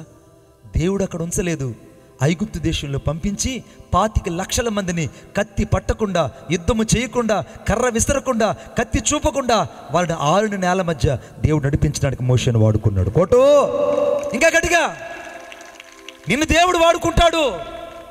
నువ్వు దేవునికి రాత్రి కావాలి. ఎక్కడి నీ జీవితం పడిపోయింది అనుకున్నావో బిడ్డ, అక్కడ నా యేసు తిరిగి లేపుతాడు. నువ్వు ఏ ప్రదేశంలో అయితే నీ జీవితం అంతా ఓటమిని చూసావో అక్కడ దేవుడు విజయశాలిగా దేవుడిని నింపబోతున్నాడు. ధైర్యం తెచ్చుకో. ఎక్కడైతే నువ్వు గొడ్డుపోతరాలుగా అనేక మధ్యలో చిత్రీకరించబడ్డావో ఆ గొడ్డుపోతరాలు అనిపించుకున్న ఆ ఊరిలోనే దేవుడు సంతత కలిగిన ఇల్లాలుగా దేవుడిని చేయబోతున్నాడు. సంతత కలిగిన ఇల్లాలుగా దేవుడు చేయబోతున్నాడు. ఎన్ని ఇంటర్వ్యూలకు వెళ్ళినా, ఎన్ని ఎగ్జామ్లు రాసినా ఫెయిల్ అవుతూ వచ్చావు. నా దేవుడి రాత్రి పరిశుద్ధాత్మతో నీతో చెప్తున్నాడు, నీవు అదే ఊరిలో ఉన్నతమైన ఉద్యోగం కలిగి నువ్వు బతకబోతున్నావు. కొటో, ఉన్నతమైన ఉద్యోగం కలిగి బతకబోతున్నావు. దేవుడు నీ జీవితంలో సమృద్ధిని ఇవ్వబోతున్నాడు, నీ జీవితంలో ఆశీర్వాదాన్ని ఇవ్వబోతున్నాడు. అందుకే యెషయా గ్రంథం 54వ అధ్యాయం 14వ వచనంలో రాయబడింది, దేశం యొక్క ఉన్నత స్థలం నేను ఎక్కిస్తాను. ఆయన ఎక్కిస్తే ఎవరిని ఆపలేరు, ఆయన ఎక్కిస్తే ఎవరిని అడ్డగించలేరు, ఆయన నడిపిస్తే ఎవరిని ఆపలేరు. ఆయనను చేపట్టుకుంటే ఎంతమందిని విడిచిపెట్టినా పర్వాలేదు, నా దేవుడు నీకు తోడై ఉంటే చాలు బిడ్డ. మోషేకి ధైర్యం చెప్పింది ఎవరంటే, ఆ అరణ్యంలో మండుచున్న పొదల నుండి దేవుడు మాట్లాడినట్టే ఈ రాత్రి దేవుడికి ధైర్యం చెప్తున్నాడు. వెళ్ళు, ఇక్కడ ఉండకు, ఇంకా నువ్వు ఉండవలసిన ప్రదేశం ఒకటి ఉంది. అదేంటంటే నువ్వు పడిన చోటే దేవుడిని నిలబెట్టబోతున్నాను గ్రహించి రాత్రి. మూడో విషయం చెప్తున్నాను.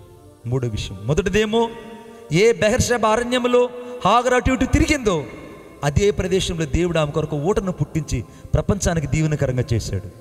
2, ఏ ప్రదేశంలో అయితే గొర్రెలు మేపుకుంటూ అరణ్యంలో అటు ఇటు మంద చుట్టూ తిరుగుతున్నాడో ఆ వ్యక్తిని దేవుడు అదే అరణ్యంలో దర్శించి ఐగుప్తుకు పంపించి ఐగుప్తులో నుంచి ఒక ప్రవక్తగా బయటకు దేవుడు తీసుకొచ్చి యూదా ఇశ్రాయేలు జాతికి ఒక గొప్ప నాయకుడిగా చేశాడు. ఆమేన్, హల్లెలూయా.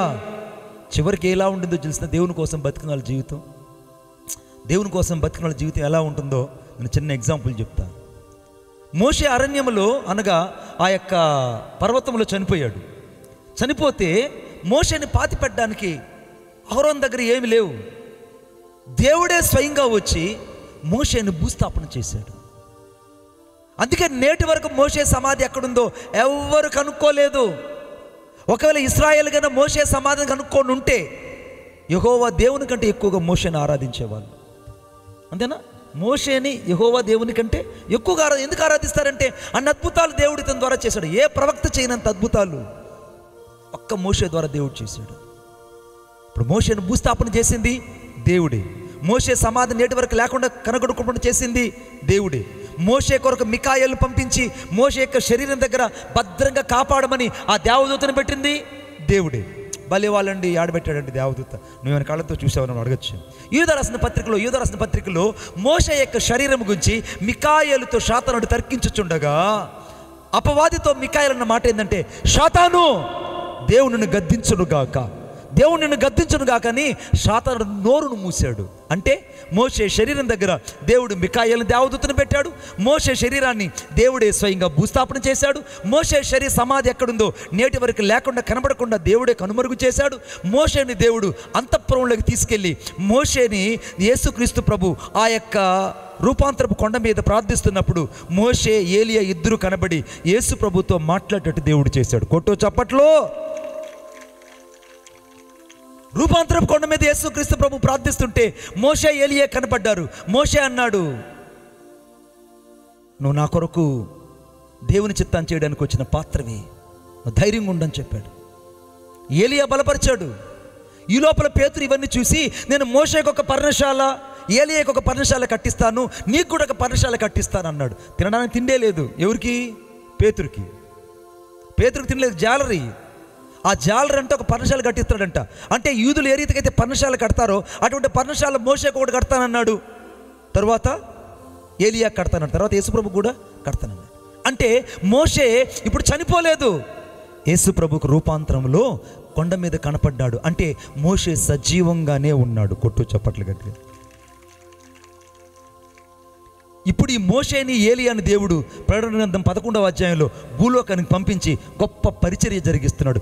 ఇది దేవుని మ్యాజిక్. కొట్టు చప్పట్లు గట్టిగా. దేవుని మ్యాజిక్ ఏంటి? ప్రకటన గ్రంథం 11వ అధ్యాయంలో ఆ ఇద్దరు ప్రవక్తలు భూలోకానికి వచ్చి సకల ప్రజలకు సువార్త చెప్తారు. ఆ సువార్త చెప్పే ప్రజలకు ప్రత్యేకమైన వ్యక్తిగా మోషేని దేవుడు ఉంచిపోతున్నాడు, ఏలియా ఉంచిపోతున్నాడు. భయపడుకు బిడ్డ, దేవుని కోసం ఒక్కడుగు ముందుకేస్తే చరిత్ర ఆరంభం నుండి చరిత్ర ముగిసేంత వరకు నీ గురించే మాట్లాడేట్టు దేవుడు చేస్తాడు. నీ గురించే మాట్లాడేట్టు చేస్తాడు. యేసన్న గారు 5వ తరగతి చదివారు. దైవజనులు యేసన్న గారు 5వ తరగతి చదివారు. 5 సార్లు ఫెయిల్ అయిపోయారట. ఆయన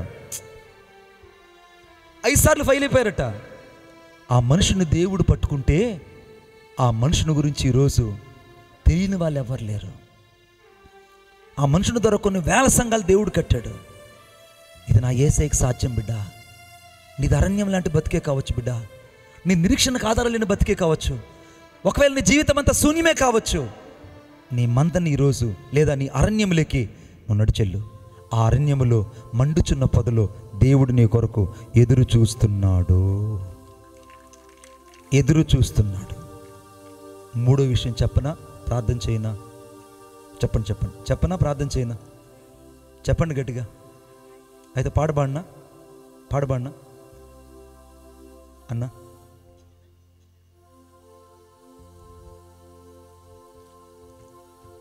ప్యాడ్ ప్లేయింగ్ అన్న, ఇక్కడ ప్యాడ్ ప్లేయింగ్. సరే అన్న వచ్చేదాకా ఓకే, నాతో పాటు రండి. వదిలే అన్న, he's coming, then I play. I'm so interested but he's very well playing. వాకింగ్లోకి వెళ్ళి చూద్దాం రండి. థ్యాంక్ యూ పుష్పరాజ్ అన్న, థ్యాంక్స్ ఫర్ యువర్ రెస్పాన్సిబిలిటీ. నాతో పాటు వాక్యంలోకి వెళ్దాం, నాతో పాటు రండి. చూడండి, రాజుల గ్రంథం. మీరు బైబిల్ తీరు. మోషే కాదు, శ్యాంబాబు.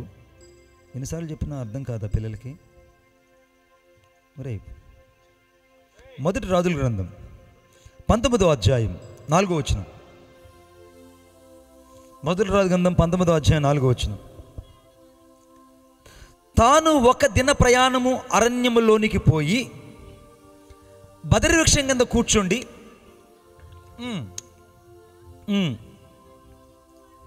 నా పితరుల కంటే నేను ఎక్కువ వాడును కాను, ఇంత మట్టుకు చాలు, నా ప్రాణము తీసుకున్నామని ప్రార్థన చేశాను. చాలండి. ఇక్కడ ఒక మాట మీకు కనబడుతుంది. తాను ఒక దిన ప్రయాణము అరణ్యము లేకపోయాడు, అంతే. అరణ్యం అనే మాట నోట్ చేసుకోండి. అరణ్యం అంటే కష్టకాలం, దుఃఖకాలం, కన్నీటి కాలం, చేదు కాలం, ఏడుపు కాలం, అవమాన కాలం, నిందల కాలం, శోధన కాలం.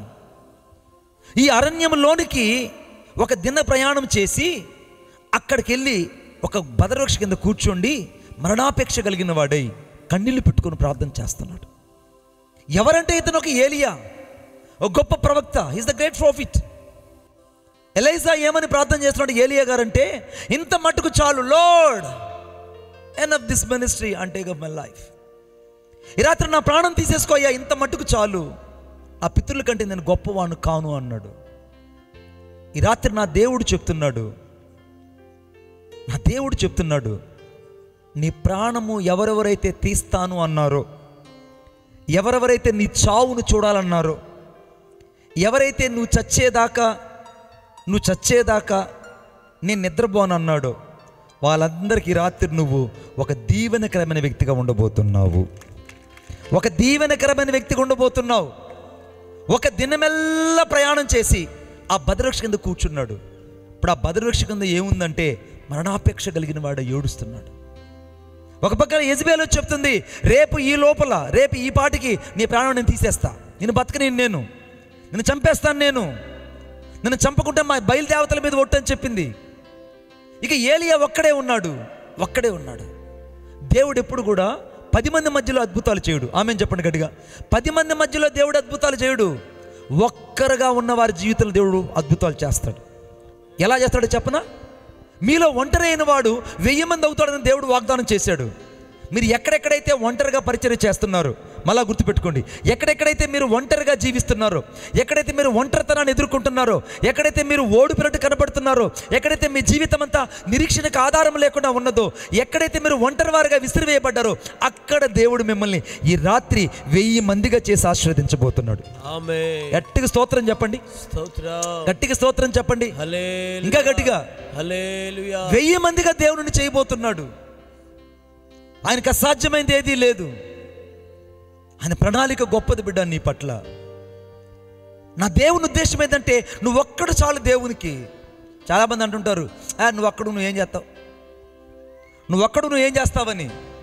నేను 3 విషయాలు చెప్తా, గుర్తుపెట్టుకోండి మీ మనసులో. నువ్వు ఎక్కడ ఒంటరిగా ఉంటావో ఆ ఒంటరి వాళ్ళలో దేవుడు 1000 మందిని ఉంచుతాడు. 1. 2, ఎక్కడైతే ఏలియా ఒంటరిగా ఉన్నాడో ఏలియా చుట్టూ దేవుడు ఒక గొప్ప అగ్నిరథాలను ఉంచాడు. ఎక్కడైతే ఏలియా ఒంటరిగా ఆ యొక్క ఆహాబు యొక్క రథం వెంట పరిగెత్తాడో అక్కడే దేవుడు ఆ రోజున సూచక్రియ చేసి ఏలియాను దేవుడు కనపరిచాడు. బిడ్డా, ఈ రాత్రి నువ్వు ఒంటరిగా ఉన్నానని ఎప్పుడు అనుకోకు. నీ చుట్టూ దేవదూతలు ఉన్నారు, నీ చుట్టూ దేవుడు ఉన్నాడు, నీ చుట్టూ దేవుని ప్రణాళిక ఉంది. ఈ రాత్రి నువ్వు కావాల్సిన దేవునికి నీ ఒంటరి జీవితం కావాలి. చాలామంది ఏడుస్తుంటారు, అయ్యో ఇంత మట్టుకు చాలు ప్రభువా, నేను ఎంత పరిచర్య చేసినా పరిచర్య ముందుకు వెళ్ళట్లేదు, నేను ఎంత సేవ చేసినా సేవ ఫలించట్లేదు, నేను ఎంత పరిచర్య చేసినా నేను ముందుకు వెళ్ళలేకపోతున్నాను, ఎంత పరిచర్య చేసినా నేను దర్శనాన్ని చేరుకోలేకపోతున్నాను, ఎంత పరిచర్య చేసినా నా జీవితంలో ఏం మార్పు కలగట్లేదు అని ఏడుస్తుంటారు. ఈ రాత్రి ప్రభువుని యేసయ్య నీతో చెప్తున్నాడు, ఏమని తెలుసా? నేను మీ వల్లే శ్రమపడి తిని, మీ వల్లే శ్రమపడి తిని. ఆయన శ్రమలలో విధేయతను నేర్చుకున్నాడట. యేసుక్రీస్తు ప్రభువే ఆయన శ్రమలలో విధేయతను నేర్చుకున్నాడు. ఈ రాత్రి శ్రమలు నీకు ఒక విధేయతను తీసుకురాబోతున్నాయి దైవజనుడా.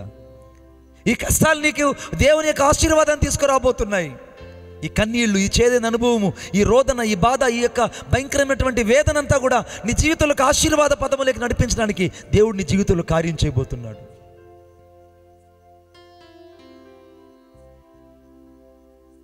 నువ్వు భయపడకు, దేవుడు నిన్ను దీవించబోతున్నాడు. ఆమేన్ చెప్పండి గట్టిగా. దేవుడు నిన్ను దీవించబోతున్నాడు చెప్పాలి గట్టిగా. దేవుడు నిన్ను దీవించబోతున్నాడు గట్టిగా చెప్పండి. ఆమేన్. ఇంకా గట్టిగా చెప్పండి. ఆమేన్. గుడ్. ఇప్పుడు ఏలియాను దేవుడు ఒకసారిగా దర్శించాడు. ఏలియా, ఏంటి ఇక్కడ ఏడుస్తున్నావు నువ్వు అన్నాడు. ఏమి లేదయ్యా, రేపు పాటికి నన్ను చంపేస్తా అని చెప్పింది యెజబేలు. ఆమె కూడా ఈ దేశపు యువరాణి, ఆహాబు యొక్క భార్య. అసలుకి తట్టుకోలేము ఇంకా ఆమె యొక్క భయంకరమైన అరాచకాలు అలా ఉన్నాయి. నా పరిస్థితి ఏంటి నాకు అర్థం కావట్లేదు. ఇంత మటుకు చాలులే, ఎంత మటుకు చాలు, ఇప్పటిదాకా 2025 దాకా చేసిన పరిచర్య చాలు, ఇంక తీసేసుకున్న ప్రాణాన్ని అని అంటాడు. చాలామందికి ఉన్నటువంటి గొప్ప ఆలోచన ఏంటంటే, ఇంక చాలులే యేసయ్య నా ప్రాణం తీసేసుకోమని. దేవునికి ఒక ఆలోచన నీ పట్ల ఉంది, అది నువ్వు గ్రహించాలి. రాత్రి దేవుని ఆలోచన ఎలా ఉందంటే, దేవునికి నీ పట్ల ఒక ఆలోచన ఉంది. ఏంటి ఆలోచన అంటే, నిన్ను దేవుడు ఇలాగ వదిలిపెట్టడానికి దేవుడిని భూలోకంలో పెట్టింది. ఇలాగ నిన్ను దేవుడు మర్చిపోవడానికి కాదు. ఎక్కడెక్కడైతే నీకు అవమానం జరిగిందో అక్కడి నుంచి దేవుడు నిన్ను లేవనెత్తడానికి ప్లాన్ చేసి ఉంటాడు. ఆమేన్ చెప్పండి గట్టిగా, స్తోత్రం చెప్పండి. ఎక్కడెక్కడైతే నీకు అవమానం జరిగిందో అక్కడ దేవుడు నిన్ను లేవనెత్తాలనుకుంటాడు. ఎక్కడెక్కడైతే నీకు ఓటమి జరిగిందో ఆ ఓటమిని దేవుడు దీవెనకరంగా మార్చాలనుకుంటాడు. అయితే నువ్వు దాన్ని గ్రహించాలి. కొన్ని సందర్భాల్లో దేవుడు నిన్ను లోతైన మార్గం నడిపిస్తాడు, ఇరుకైన మార్గం నడిపిస్తాడు, కష్ట మార్గం నడిపిస్తాడు, కన్నీని మార్గం నడిపిస్తాడు. ఈ మార్గాలంతా ఎందుకంటే ఆయన మార్గం వైపు నడవడానికి. అందుకే యేసు ప్రభువు వారు అన్నారు, నేనే మార్గము, నేనే జీవము, నేనే సత్యమునై ఉన్నాను. ఆ మార్గం వైపు నువ్వు వెళ్ళడానికే దేవుడు నిన్ను పట్టుకున్నాడు బిడ్డ. ఆ మార్గం నువ్వు చేరడానికే దేవుడు నీ పట్ల ఒక ప్రణాళిక కలిగి ఉన్నాడు. అబ్నే తాను మల్కే మావు కోయి की दो को नीरे ఓహో అబ్నే తాను మల్కే మావు కోయి की दो को नीरे చేతులు ఉంటే చప్పట్లైనా కొట్టండయ్య బాబులు. నో మీట్ అబ్నే తాను మల్కే మావు కోయి की दो को नीरे యేసు దేవో ఏక్లోజే భావి కామో की దోరే वो तो ये क्लोज देव सारे सत्तेरो देव सारे जागो रे देव सारे मलके रो देव अन्ना दांडिया म्यूजिक करना कोयलल पाट ओके चपल కొడదామా. అబ్నే తాను మల్కే మావు కోయి की दो को नीरे యేసు దేవో ఏక్లోజే భావి కామో की దోరే అబ్నే తాను మల్కే మావు కోయి की दो को नीरे యేసు దేవో ఏక్లోజే భావి కామో की దోరే वो तो ఏక్లోజ దేవ్ సారే సత్తేరో దేవ్ సారే మల్కే రో దేవ్ సారే జాగో రే దేవ్ वो तो ఏక్లోజ దేవ్ సారే సత్తేరో దేవ్ సారే మల్కే రో దేవ్ సారే జాగో రే దేవ్.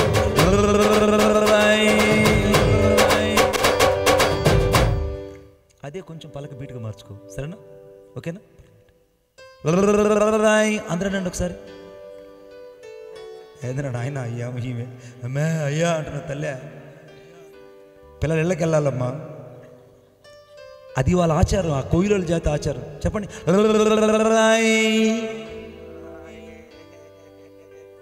ఏదమ్మా నన్ను భయపెడుతున్నావు నువ్వా?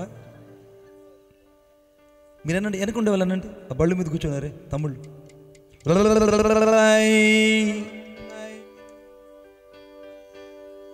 అలా అనాలి మీరు, సరేనా? దస్సి కోడి రోగి వాले हानु पूछे देवो रे, दस्सी कोड़ी रोगी वाले हानु पूछे देवो रे, येसु देवो एकलो से भावी कामों की दोरे, येसु देवो एकलो से भावी कामों की दोरे, वो तो एकलो सा देव सारे सतेरो देव सारे मलकेरो देव सारे जागो रे देव, वो तो एकलो सा देव सारे सतेरो देव सारे मलकेरो देव सारे जागो रे देव.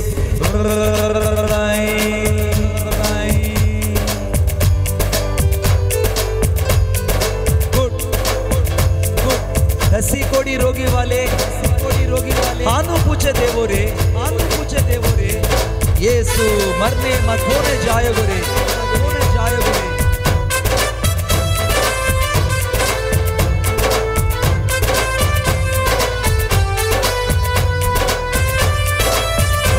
చప్పట్లు కొట్టు, నీకు భాష చేయాలి. Glory to God.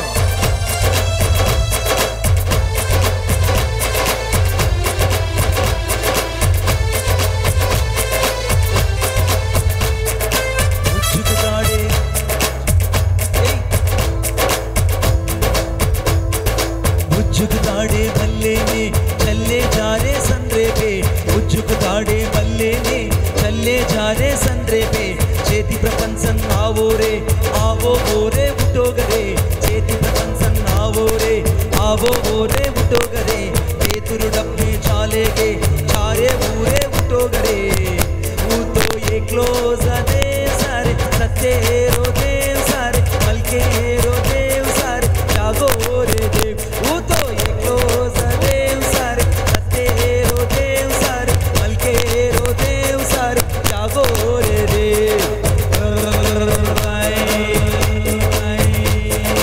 अपने तानु बल के माऊ कोई गीतों को नी रे, अपने तानु बल के माऊ कोई गीतों को नी रे, येसु देवो एकलो से भावी कामों की दोरे, वो तो एकलो देव सारे सत्तेरो देव सारे मलकेरो देव सारे जागो रे देव, वो तो एकलो देव सारे सत्तेरो देव सारे मलकेरो देव सारे जागो रे देव.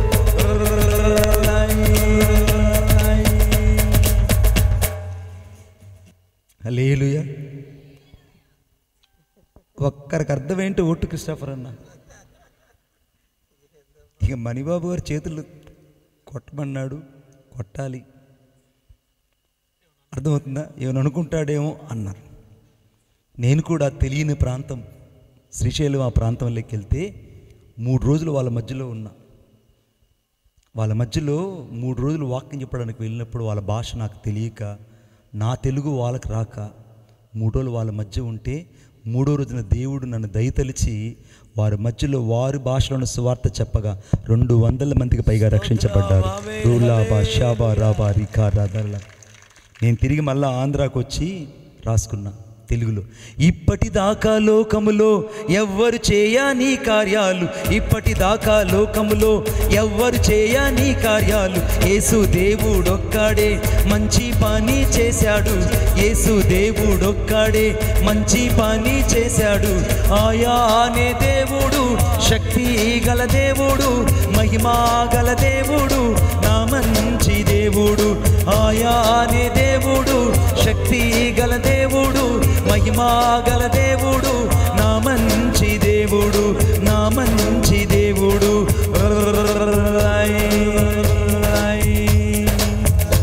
హల్లెలూయా. చరణం పాడిని ఇప్పుడు వచ్చే సంవత్సరం దేవుడుగా అనుమతిస్తే అప్పుడు వాడతా. గట్టిగా స్తోత్రం చెప్పండి. స్తోత్రం. హల్లెలూయా. బిడ్డా, ఈ రాత్రి దేవుడు నేను ఒక ప్రశ్న విని, నువ్వు ఎక్కడైతే ఒంటరిగా కూర్చున్నావో నీ ఒంటరి జీవితంలో దేవునికి కావాలి. నేను ఒక ఒంటరివాడిని,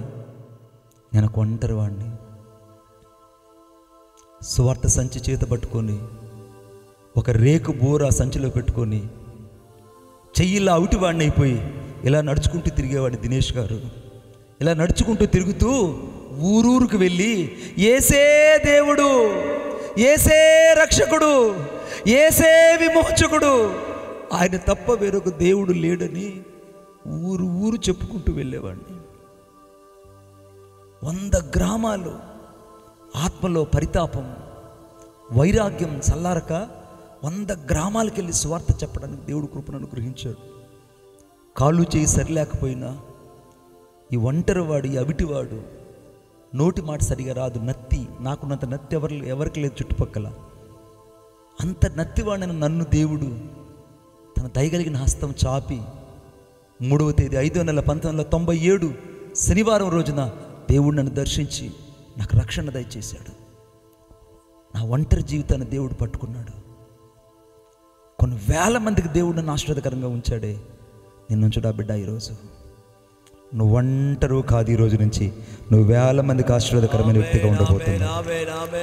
ఆ వేల మందికి నువ్వు ఆశీర్వాదకరమైన వ్యక్తిగా ఉండబోతున్నావు. వేల మందికి నువ్వు దీవెనకరమైన వ్యక్తిగా ఉండబోతున్నావు. వేల మందికి నువ్వు అనేకులకు దీవెనకరమైన వ్యక్తిగా, ఆశీర్వదించబడిన వ్యక్తిగా ఉండబోతున్నావు. భయపడుకో, దేవుడు నీ పట్ల కార్యం చేయబోతున్నాడు. ఆ మరణాపేక్ష కలిగిన వాడే ఏడుస్తూ ఉంటే దేవుడు అతనితో అన్నాడు, ఇక్కడ ఎందుకు కూర్చొని ఉన్నావు అన్నాడు. అయ్యా, ఈ అరణ్యంలో నేను ఒంటరిగా ఉన్నాను, చనిపోవాలనుకుంటున్నాను, ఇంత మట్టుకు చాలు, నా ప్రాణం తీసేసుకో అన్నాడు. దేవుడు అన్నాడు, ప్రాణం తీసేసుకో. చావుకు సిద్ధపడిన వాళ్ళందరికీ మొదట దేవుడు ఆహారం పెడతాడు. ఆ ఆహారమే మనుషుడు రొట్టె వల్ల మాత్రం కాదు, కానీ దేవుని నోట నుండి వచ్చే ప్రతి మాట వలన జీవించే ఆత్మ సంబంధమైన ఆహారమే ఈ వాక్యం. ఈ వాక్యం ఈరోజు నీకు ఎందుకు దేవుడు అందిస్తున్నాడంటే, ఈ ఆహారము బలము చేత 40 రాత్రులు 40 పగళ్ళు ఏ రీతికైతే మోషే దేవుని పర్వతమైన హోరేబుకు చేరాడో, ఈ రాత్రి నువ్వు దేవుని పర్వతంలోకి వెళ్ళాలి. అక్కడ దేవుని పర్వతం నీ కొరకై సిద్ధపరచబడి ఉంది. అక్కడ సాక్షాత్తు దేవుడు నీ కొరకై ఎదురు చూస్తున్నాడు. ఈ భోజనపు బలము చేత 40 రాత్రులు 40 పగళ్ళు ఏలియా ప్రయాణం చేసినట్టు నువ్వు ప్రయాణం చేయడానికే శక్తికి మించిన ప్రయాణం నీ పరిచర్య కొరకు దేవుడు సిద్ధపరిచాడు. గట్టిగా చప్పట్లు కొట్టు. శక్తికి మించిన పరిచర్య. నువ్వు ఒంటరి కాదు, నీకు శక్తికి మించిన పరిచర్య ఉంది. నువ్వు ఒంటరి దానివి కాదు, శక్తికి మించిన పరిచర్య నీకుంది. నువ్వు ఒంటరి వ్యక్తివి కాదు, శక్తికి మించిన అభిషేకము నీ జీవితంలో ఇవ్వాలని దేవుడు కోరుకుంటున్నాడు. వెళ్ళు. ఈ అరణ్యంలో కూర్చొని ఉంటే నువ్వు ఒంటరిగా ఉండి క్షీణించిపోతావు. ఆ దేవుని పర్వతంకి వెళ్ళు. నువ్వు ఎక్కాల్సిన కొండ అక్కడుంది, నువ్వు చేరవలసిన ప్రదేశం అక్కడుంది, నీ గమ్యం ఎక్కడుంది, నీ భవిష్యత్తు అక్కడుంది. నీ భవిష్యత్తు ఎక్కడ లేదు. ఏలియా, నువ్వు భూమి మీద తరుకులాడినంతసేపు, భూమి మీద కొట్టుకు పిట్లాడినంతసేపు, భూమి మీద నువ్వు అన్వేషిస్తున్నంతసేపు నువ్వు భవిష్యత్తును చూడలేవు. అక్కడ దేవుని పర్వతం హోరేబు అరణ్యములో నువ్వు వెళ్ళాలి. ఆ హోరేబు అరణ్యానికి ఎప్పుడైతే ఏలియా వెళ్ళాడో, ఆ ఏలియాతో దేవుడు మాట్లాడాడు. పెద్ద తుఫాను వచ్చింది, ఆ తుఫానులో దేవుడు కనపడలేదు. ఉరుములు ధ్వరములు వచ్చాయి, అక్కడ దేవుడు మాట్లాడలేదు. పెద్ద భూకంపం వచ్చింది, అప్పుడు కూడా దేవుడు మాట్లాడలేదు. నిమ్మలముగా మాట్లాడే ఒక స్వరము ఏలియాను దర్శించినట్టు ఈ రాత్రి నిమ్మలముగా మాట్లాడే దేవుని స్వరము నేను దర్శిస్తుంది. కొట్టు చప్పట్లు గట్టిగా. దేవుని స్వరం నేను దర్శిస్తుంది. అందుకే దావీదు కీర్తన 29:5 రాయబడింది, అనగా కెదేషు అరణ్యమును యెహోవా స్వరము కదిలించును. కెదేషు అరణ్యాన్ని యెహోవా స్వరము కదిలిస్తుందంట. లెబనోను పర్వతాలు, లెబనోను యొక్క ప్రాంతం అంతా కూడా దేవుని స్వరం చేత కదిలించబడును. యెహోవా స్వరం అరణ్యాన్ని, కెదేషు అరణ్యాన్ని కదిలించుదని రాయబడింది. యెహోవా స్వరము కెదేషు అరణ్యమును కదిలించును. దేవదారు వృక్షములను ఆ స్వరము ఫెలమని విరుస్తుందండి. ఈ రాత్రి దేవుని స్వరము నీ బ్రతుకును మార్చేస్తుంది. ఈ రాత్రి యేసయ్య స్వరం నీ జీవితాన్ని కట్టబోతుంది. యేసయ్య స్వరం నీ బ్రతుకున్న ప్రతి శాపాన్ని తొలగించబోతుంది. యేసయ్య రక్తము నీ జీవితంలో ప్రతి పాపాన్ని కడిగి నిన్ను పరిశుద్ధపరచబోతుంది. ఈ రాత్రి నీ మెడల మీద ఉన్న కాడి మాకులు విరగొట్టబడబోతున్నాయి. నీ మెడల మీద ఉన్న గుదిబండ్లు పడిపోబోతున్నాయి. ఈ రాత్రి నీ జీవితంలో కష్టాల కడలు ఆగిపోబోతున్నది. నీ జీవితంలో రేపబడిన తుఫానులు ఆగిపోతున్నాయి. నీ జీవితంలో ఎదుర్కొన్న ప్రతి విధమైన శాపాలని ఈ రాత్రి శాపాల పర్వము ముగించబడబోతుంది.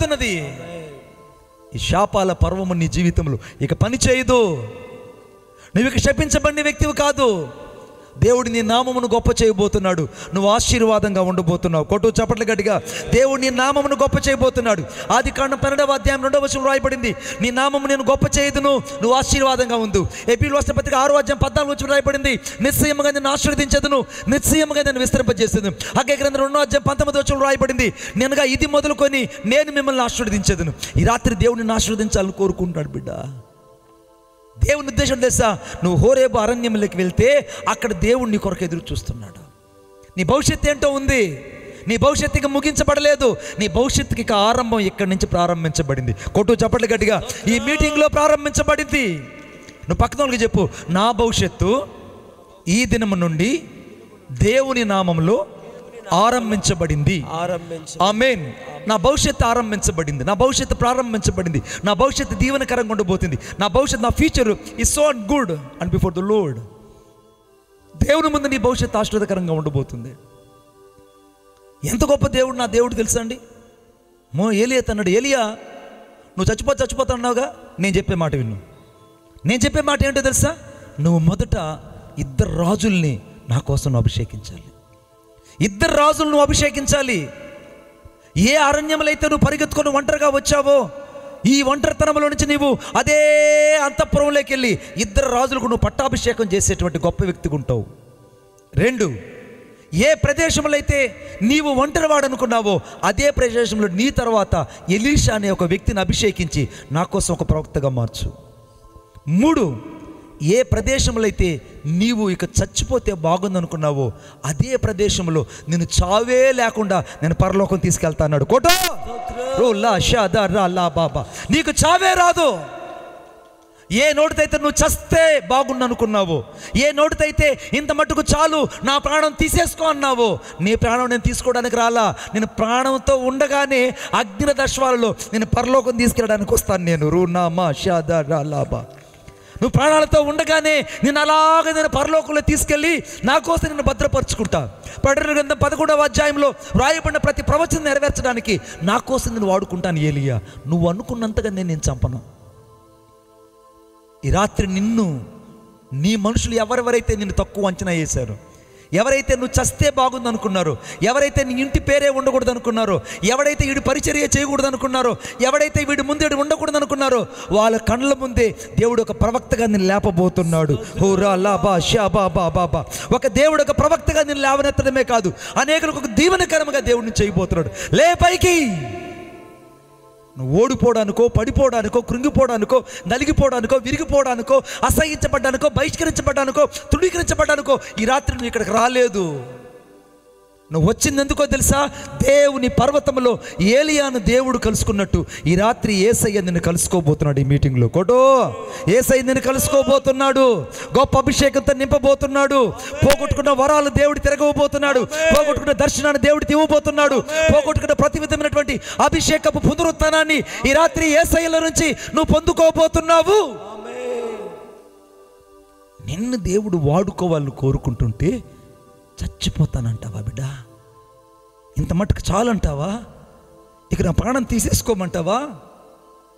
అందరికంటే దూరం వెళ్ళి చనిపోవడానికి వెళ్ళిపోతావా? భయపడుకో. నా దేవుడు నిన్ను లేవనెత్తబోతున్నాడు. కొన్ని సంవత్సరాల క్రిందట ఒక సంఘటన జరిగింది. నేను ఒక ప్రాంతానికి వెళ్ళి పరిచర్యకు పోయి వస్తున్నాను. పరిచర్యకు పోయి వస్తుంటే ఆ పరిచర్యలో 2 వ్యక్తులు నాతో పాటు వచ్చారు. 2 వ్యక్తులు నాతో పాటు వచ్చారు. నేను చెన్నైకి వెళ్ళి చెన్నై నుంచి వస్తూ ఉన్నాను. చెన్నైలో ఎందుకో నేను మధ్యలో ఆగాను. ఓ ప్రాంతానికి తీసుకెళ్లారు. ఆ ప్రాంతంలో రాత్రి నాకు భోజనం పెట్టారు. ఒక ఇంటి దగ్గర పడుకోబెట్టారు. ఆ ఇంటి దగ్గర పడుకున్నాను నేను. నాకు సరిగ్గా నిద్ర రాలేదు. మధ్యరాత్రి లేచి అటు ఇటు తిరుగుతుంటే ఒక చిన్న పిల్లోడు, అంత పిల్లోడు అటు ఇటు తిరుగుతున్నాడు. నాకు దర్శనంలో దేవుడు చూపిస్తున్నాడు. నాకు అర్థం కాలేదు ఏంటి తిరుగుతున్నాడు. ఇలా చూస్తే ఆ ఇంట్లో ఉన్న యజమానుడు బైబిల్ పట్టుకొని దేవుని వాక్యం చెప్తున్నాడు. సరే, ఉదయం అయిపోయింది. వెంటనే నేను ఆ యొక్క సిస్టర్ని, ఆ బ్రదర్ని పిలిచి, బ్రదర్, దేవుడు నాతో ఒక విషయం చెప్పన్నాడు. మీకు మీకు దేవుడు ఒక కుమారుని ఇవ్వబోతున్నాడు. ఆమేన్. ఒక కుమారుని ఇవ్వబోతున్నాడు, మీరు పరిచర్య చేయబోతున్నారు అన్నప్పుడు ఆమె ఏమన్నదో తెలుసా? మణిబాబు గారు, అబద్ధం చెప్పకండి, ఎందుకంటే నా కడుపులో నీరు బుడ్డలు ఉన్నాయని డాక్టర్లు నా యొక్క గర్భసంచిని తీసేయాలని చెప్పారు. నాకు లోపల యూట్రస్ ప్రాబ్లం ఉంది, నాకు పిల్లలు కలిగే ఛాన్స్ లేదు. 2, నా భర్త వాక్యమే చెప్పలేడు, ఎందుకంటే నా భర్తకు అంత నత్తి. 2వది, నా భర్తకు ఈ ఊరిలో ఉన్న పేరు ఏంటంటే పైత్కారి. ఉన్న యజమానికి నేమ్ సొల్లుంగే పైత్కారి. పైత్కారి అంటే పిచ్చోడు అని అర్థం. నా భర్తకు ఈ కాలనీలో ఉన్న పేరు ఏంటంటే పిచ్చోడు అని పేరు. నేను అన్నాను, నా ప్రభు అయిన యేసయ్య నాతో చెప్పిన మాట, ఈ రోజు నుండి నీ భర్త పిచ్చోడు కాదు, అనేకులకు ఒక దీవెనకరమైన సేవకుడుగా దేవుడు చేస్తాడు. నువ్వు గొడ్డుపోతురాలు కాదు, సంతతి కలిగిన ఇల్లాలుగా దేవుడు చేయబోతాడు అని ప్రార్థన చేసి చెప్పి వచ్చేసాను. సరిగ్గా కొన్ని సంవత్సరాల తరువాత వాళ్ళ ప్రాంతంలో, దిండుకెళ్ళిన ప్రాంతంలో సువార్తకు వెళ్తే వాళ్ళిద్దరు భార్య భర్తలు నా దగ్గరకు వచ్చి ఒక ఇన్నోవా కారు తీసుకొచ్చి ఆ కారులను ఎక్కించుకొని తీసుకెళ్ళారు. ప్రభువారు వింటున్నారు. తీసుకెళ్ళి వాళ్ళ ఇంట్లోకి పోగానే డూప్లెక్స్ బిల్డింగ్ అది. వాళ్ళ బాబు పేరు జాన్, అంత కుర్రోడు. నా దగ్గరకు వచ్చి, అంకుల్ ప్రైజ్ లార్డ్, అమ్మాకం సొల్లంగానే మా అమ్మ ఎప్పుడు నీ గురించి చెప్తుంటుంది, అరే మా ఇంటికి ఒక దైవజనుడు వచ్చాడురా, ఆ రోజు వచ్చినప్పుడు మీ నాన్న పరిస్థితి చాలా చేదుగా ఉండింది, మన ఇల్లంతా చీకటిమయంగా ఉండింది, నాకు నువ్వు పుడతావని కూడా నాకు నమ్మకం లేదు, కానీ ఆ దైవజనుడు రాత్రి చెప్పి వెళ్ళాడు. ఆయన చెప్పినట్టుగానే దేవుడు నన్ను ప్రేమించి అదే 3వ నెలలో నాకు కన్సీవ్ అయ్యావు, నువ్వు నాకు ఇచ్చాడు దేవుడు నిన్ను. మీ నాన్నను దేవుడు సేవలో వాడుకుంటాడనంటే నత్తివాడైన ఈ మనుషుణ్ణి, అనగా నిర్గమకాండం 4వ అధ్యాయం 10వ వచనం ప్రకారంగా నత్తివానికే కానీ మగవానికే కానీ నోరిచ్చిన వాడెవడు, కాబట్టి నువ్వు వెళ్ళుము, ఏమి పలుకోవలసింది నీ నోటికి తోడై ఉండి బోధించదువు అని దేవుడు ఆ భక్తుని ద్వారా ప్రవచనం చెప్పాడు రా. ఆ ప్రవచనం ఈరోజు మేము సేవ చేస్తున్నామని చెప్పారు. నా కళ్ళతో నేను నమ్మలేకపోయాను. ఈ రాత్రి నీ గురించి అనేకులు నమ్మలేకపోవచ్చు, కానీ వాళ్ళ కళ్ళ ఎదుటే దేవుడు అరణ్యం లాంటి నీ జీవితాన్ని ఆశీర్వాదకరంగా చేయునుగాక. అరణ్యం లాంటి నీ బ్రతుకుని దేవుడు దీవెనకరంగా చేయునుగాక. అరణ్యం లాంటి చేదైన నీ బ్రతుకునే దేవుడు జీవపు ఊటగా మార్చునుగాక. అరణ్యం లాంటి చేదైన స్థలంలోనే దేవుడిని ఒక ప్రవక్తగా చేయునుగాక. అరణ్యం లాంటి చేదైన అనుభవాల్లోనే దేవుడిని అనేకులకు ఒక దీవెనకరమైన వ్యక్తిగా ఉంచి ఈ ప్రపంచానికి, దేశానికి, మండలానికి, ప్రాంతానికి దేవుడిని ఒక దీవెనకరమైన వ్యక్తిగా ఉంచునుగాక. లేచి నిలబడదాం. నా మంచి కోరేదేదో నీవే నాకు అనుగ్రహించు, నీవు తప్ప ఎవరూ లేరిలా, నీవే కదా నా దిక్కు. యేసయ్యా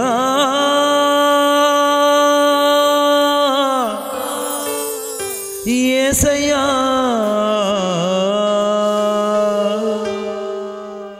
నా మంచి కోరేదేదో నీవే నాకు అనుగ్రహించు, నీవు తప్ప ఎవరూ లేరిలా, నీవే కదా నా దిక్కు. నా మంచి కోరేదేదో నీవే నాకు అనుగ్రహించు, నీవు తప్ప ఎవరూ లేరిలా, నీవే కదా నా దిక్కు. నరమాత్రుడనో ప్రభువా నశయించి పోనీకయ్యా, నరమాత్రుడనో ప్రభువా నశయించి పోనీకయ్యా, నాశ నీవేనయ్యా, నీవు లేక నేలేనయ్యా, నాశ నీవేనయ్యా, నీవు లేక నేలేనయ్యా. అనంత జ్ఞాని అనంత జ్ఞాని విశ్వానికి యజమాని, నా హృదయపు అభిమాని, నా జీవిత చుక్కని యేసయ్యా యేసయ్యా యేసయ్యా యేసయ్యా యేసయ్యా యేసయ్యా యేసయ్యా యేసయ్యా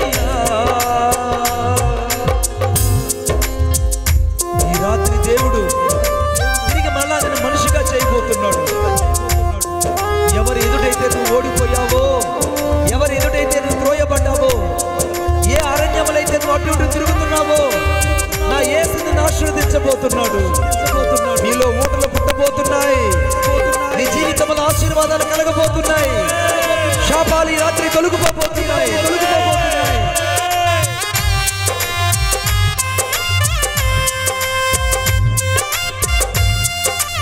ఆమేన్, ఆమేన్.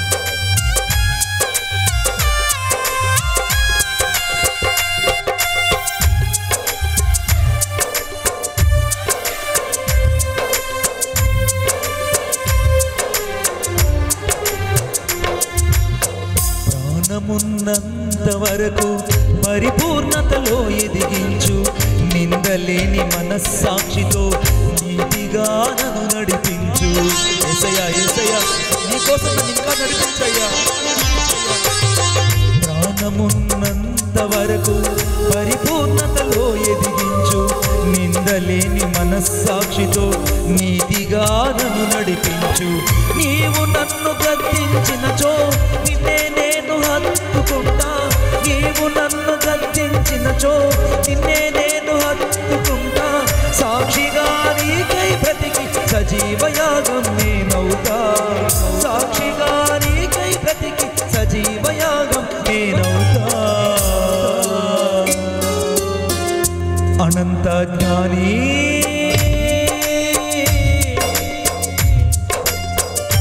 అనంత జ్ఞాని,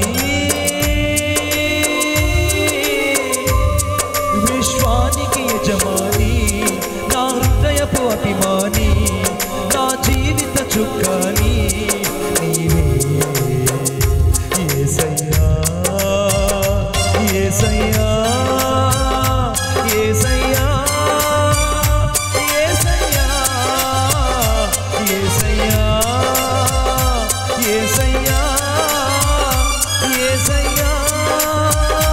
యేసయ్యా, యేసయ్యా, యేసయ్యా,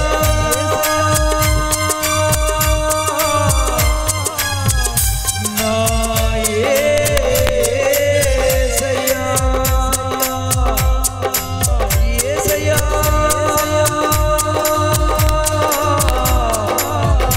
నా అభిషేకమా, నన్ను ఆవరించిన అభిషేకమా, నన్ను దర్శించిన దర్శనమా, నన్ను పిలిచిన దివ్యమైన పిలుపా. యేసయ్యా,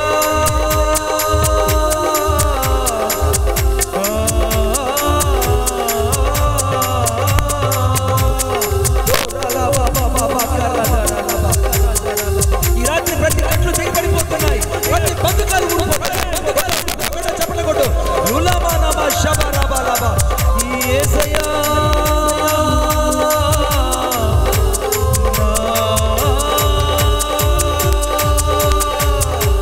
నా ఒంటరితనములో అభిషేకమా, నాకు తోడయ్యన్న అభిషేకమా, నన్ను నీడలా కాపాడే అభిషేకమా. దురాలవాని మానవా శబరవరవ. ఓ దయ్యపు శక్తులు వెళ్ళిపోతున్నాయి, చీకటి శక్తులు వెళ్ళిపోతున్నాయి. యేసయ్యా, దురాలవాని మానవా శబరవరవ. ఈ రాత్రి రోగాల పర్వం ముగించబడబోతుంది. ఈ రాత్రి శాపాల పర్వం ముగించబడబోతుంది.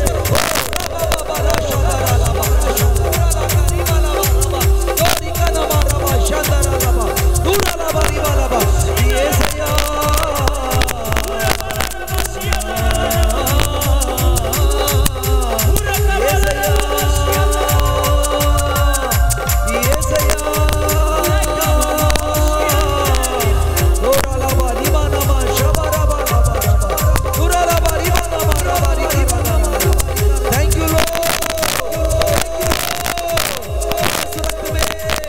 యేసు రక్తమే, యేసు రక్తమే జయం. యేసయ్యా, ఓ రబా బాబా రాధా రాలా బాబా బారా షాదా. నావరించిన అభిషేకమా, నన్ను అరణ్యములో నడిపించే అభిషేకమా. అయ్యా, ఈ రాత్రి నా అరణ్యపు జీవితంలో నేను నడవలేదు, నేను ప్రయాణాలు కూడా చేయలేదు. నా ఈ అరణ్యపు అనుభవంలో నీ స్వరమే లేకపోతే నేను నిలబడలేదు. ఈ రాత్రి ఇక్కడికి వచ్చిన ప్రతి ఒక్కరిలో అరణ్యం లాంటి కష్టాలలో నిబిడలు ఉన్నారు, అరణ్యం లాంటి అనుభవాలలో ఉన్నారు. చాలా మంది సేవకులు బంధకాలలో ఉన్నారు, చాలా మంది సేవకులు ప్రభువా వారి వారి పరిస్థితుల్లో బంధించబడి ఉన్నారు. ఈ రాత్రి ప్రతి సేవకునికి గొప్ప విడుదల కలుగును గాక, గొప్ప విడుదల కలుగును గాక. జల ప్రవాహాలు వచ్చినట్టు పరిచర్యలోనికి మందలుగా నూతన ఆత్మలు వచ్చుదురుగాక. ఈ పూనూరు పట్టణము యేసుక్రీస్తు నామములో దీవించబడును గాక. ఈ ప్రాంతంలో నజరేయుడైన యేసుక్రీస్తు నామములో ఆశీర్వాదపు జల్లులు విడుదలవును గాక, అభిషేకపు వాతావరణం విడుదలవును గాక, ప్రతి ఒక్కరి మీదకు దేవుని భయం విడుదలవును గాక. ఈ రాత్రి పరిశుద్ధాత్మ తైలము ప్రతి ఒక్కరి మీదకు విడుదలవును గాక. రుణామా షదారాలాబా రీబారాబా రీకారాదారాలాబా. ఎక్కడైతే నీకు అనారోగ్యం ఉంది అక్కడ మీ కుడి హస్తం ఉంచండి, ఎక్కడైతే మీకు అనారోగ్యం ఉంది అక్కడ మీ కుడి హస్తం ఉంచండి. ప్రేమగల మా తండ్రి నీకు వందనాలు. ఈ రాత్రి నీ ప్రజలు ఎక్కడైతే తమ కుడి హస్తాన్ని ఉంచారో యేసుక్రీస్తు నామములో నీ బిడ్డలకు స్వస్థత కలుగును గాక, యేసు నామములో స్వస్థత కలుగును గాక, యేసు నామములో స్వస్థత కలుగును గాక, యేసు నామములో విడుదల కలుగును గాక. ప్రతి రోగము వెడలిపోవును గాక, గర్భసంచిలో ఉన్న గడ్డలు యేసు నామములో లయమైపోవును గాక. పిల్లలు లేరన్న బిడ్డలకు సంతతి కలిగిన ఇల్లాలుగా మార్చబడును గాక. శరీరంలో ప్రతి అనారోగ్యం వెడలిపోవును గాక. స్పైనల్ కార్డ్లో ఉన్న డిసీజెస్ యేసు నామములో వెడలిపోవును గాక. మెంటల్ స్ట్రెస్ యేసు నామములో వెడలిపోవును గాక. మెదడు జబ్బు వ్యాధులు వెడలిపోవును గాక. గుండె జబ్బులు యేసు నామములో బాగవును గాక. ప్రతి థైరాయిడ్ వ్యాధులు బాగవును గాక. ప్రతి విధమైన క్యాన్సర్ వ్యాధులు వెడలిపోవును గాక. నీ బిడ్డలకు ఆరోగ్యము క్షేమము కృపను దయచేయమని కోరుకుంటున్నాను. ఈ రాత్రి యవనస్తుల కోసం నేను ప్రార్థిస్తున్నాను. ప్రతి యవనస్తుడికి విడుదల కలుగును గాక. ప్రతి విధమైన చీకటి శక్తుల నుంచి, బంధకాల నుంచి, బలహీనతల నుంచి ప్రతి యవనస్తులు విడిపించబడుదురు గాక. యవనస్తులు సేవకులుగా లేపబడుదురు గాక. యవనస్తులు సువార్థికులుగా లేపబడుదురు గాక. యవనస్తులు దేవుని కొరకు ప్రజ్వలించబడిన వ్యక్తులుగా లేపబడుదురు గాక. యవనస్తులు దేవుని కొరకై మహోశిఖరాన్ని చేరగలిగినటువంటి దేవుని యొక్క కనికరమైన ఆత్మచేత నింపబడుదురు గాక. రాత్రి వృద్ధుల కోసం ప్రార్థిస్తున్నాను. తలమానికిన వృద్ధులు ఈ పట్టణానికి దీవెనకరం అన్నట్టు ఈ ప్రాంతంలో ప్రతి ఒక్కరు పెద్దల కోసం నేను ప్రార్థిస్తున్నాను. ప్రతి ఒక్కరు దీవించబడును గాక. పంట పొలాలన్నీ ఆశీర్వదించబడును గాక. పంట పొలాలను ఆశీర్వదించబడును గాక. సమృద్ధి అయినటువంటి కృప ఈ ప్రాంతంలో నింపబడును గాక. మీ సన్నిధి తోడించండి నాయన. తమ్ముడు జోసెఫ్ ప్రభువ నిర్ణయించబోతున్న మీటింగ్స్ కూడా యేసుక్రీస్తు నామములో ఆశీర్వదించబడును గాక. కృపను విస్తరింప చేయబడును గాక. బిడ్డకు నువ్వు తోడై ఉండండి. శోభన్ బాబుకు మీరు తోడై ఉండండి. బిడ్డను వాడుకోండి అయ్యా, కుటుంబాన్ని వాడుకోండి, సేవను వాడుకోండి. నీ బిడ్డ నీ కొరకై ఒక రోషం కలిగిన సేవకుడుగా పరిచర్య చేస్తుండగా ఇంకను గొప్ప అభిషేకం చేత నింపబడును గాక. కుటుంబము దీవించబడును గాక. పిల్లలు దీవించబడును గాక. ఈ ప్రాంతంలో ఉన్నటువంటి ప్రజలందరూ కూడా యేసుక్రీస్తు నామములో ఆశీర్వదించబడి వర్ధిల్లుదురుగాక. ఈ కృప కలిగిన అభిషేకాన్ని రాత్రి ఉంచినందుకు వందనాలు చెల్లిస్తూ నజరేయుడైన యేసయ్య శక్తి కలిగిన నామములో ప్రార్థన చేసి వేడుకొనుచున్నాను తండ్రి, ఆమేన్. తండ్రి అయిన దేవుని గట్టిగా చప్పులు కొట్టి మహింపరుద్దాం. Thank you Jesus, thank you Lord, thank you. ఈ రాత్రి నన్ను దేవుడు ముట్టి స్వస్థపరచనే వాళ్ళు మీ కుడి హస్తాన్ని పైకి చూపించండి. ఈ రాత్రి దేవుడు నన్ను ప్రార్థనలో తాకిరనే వాళ్ళు మీ కుడి హస్తాన్ని పైకి చూపించండి. Show you hands. మీ అందరి దగ్గర సాక్ష్యం చెప్పాలంటే నాకు టైం లేదు. మీకు కనపడినట్టు మీ చేతుల పైకి చూపించండి. Thank you Jesus, thank you lord. దేవునికి మహిమ. మీ అందరి దగ్గర సాక్ష్యం చెప్పాలంటే ఈ సమయంలో కుదరదు. దయచేసి కూర్చుందాం. Please be seated, please be seated.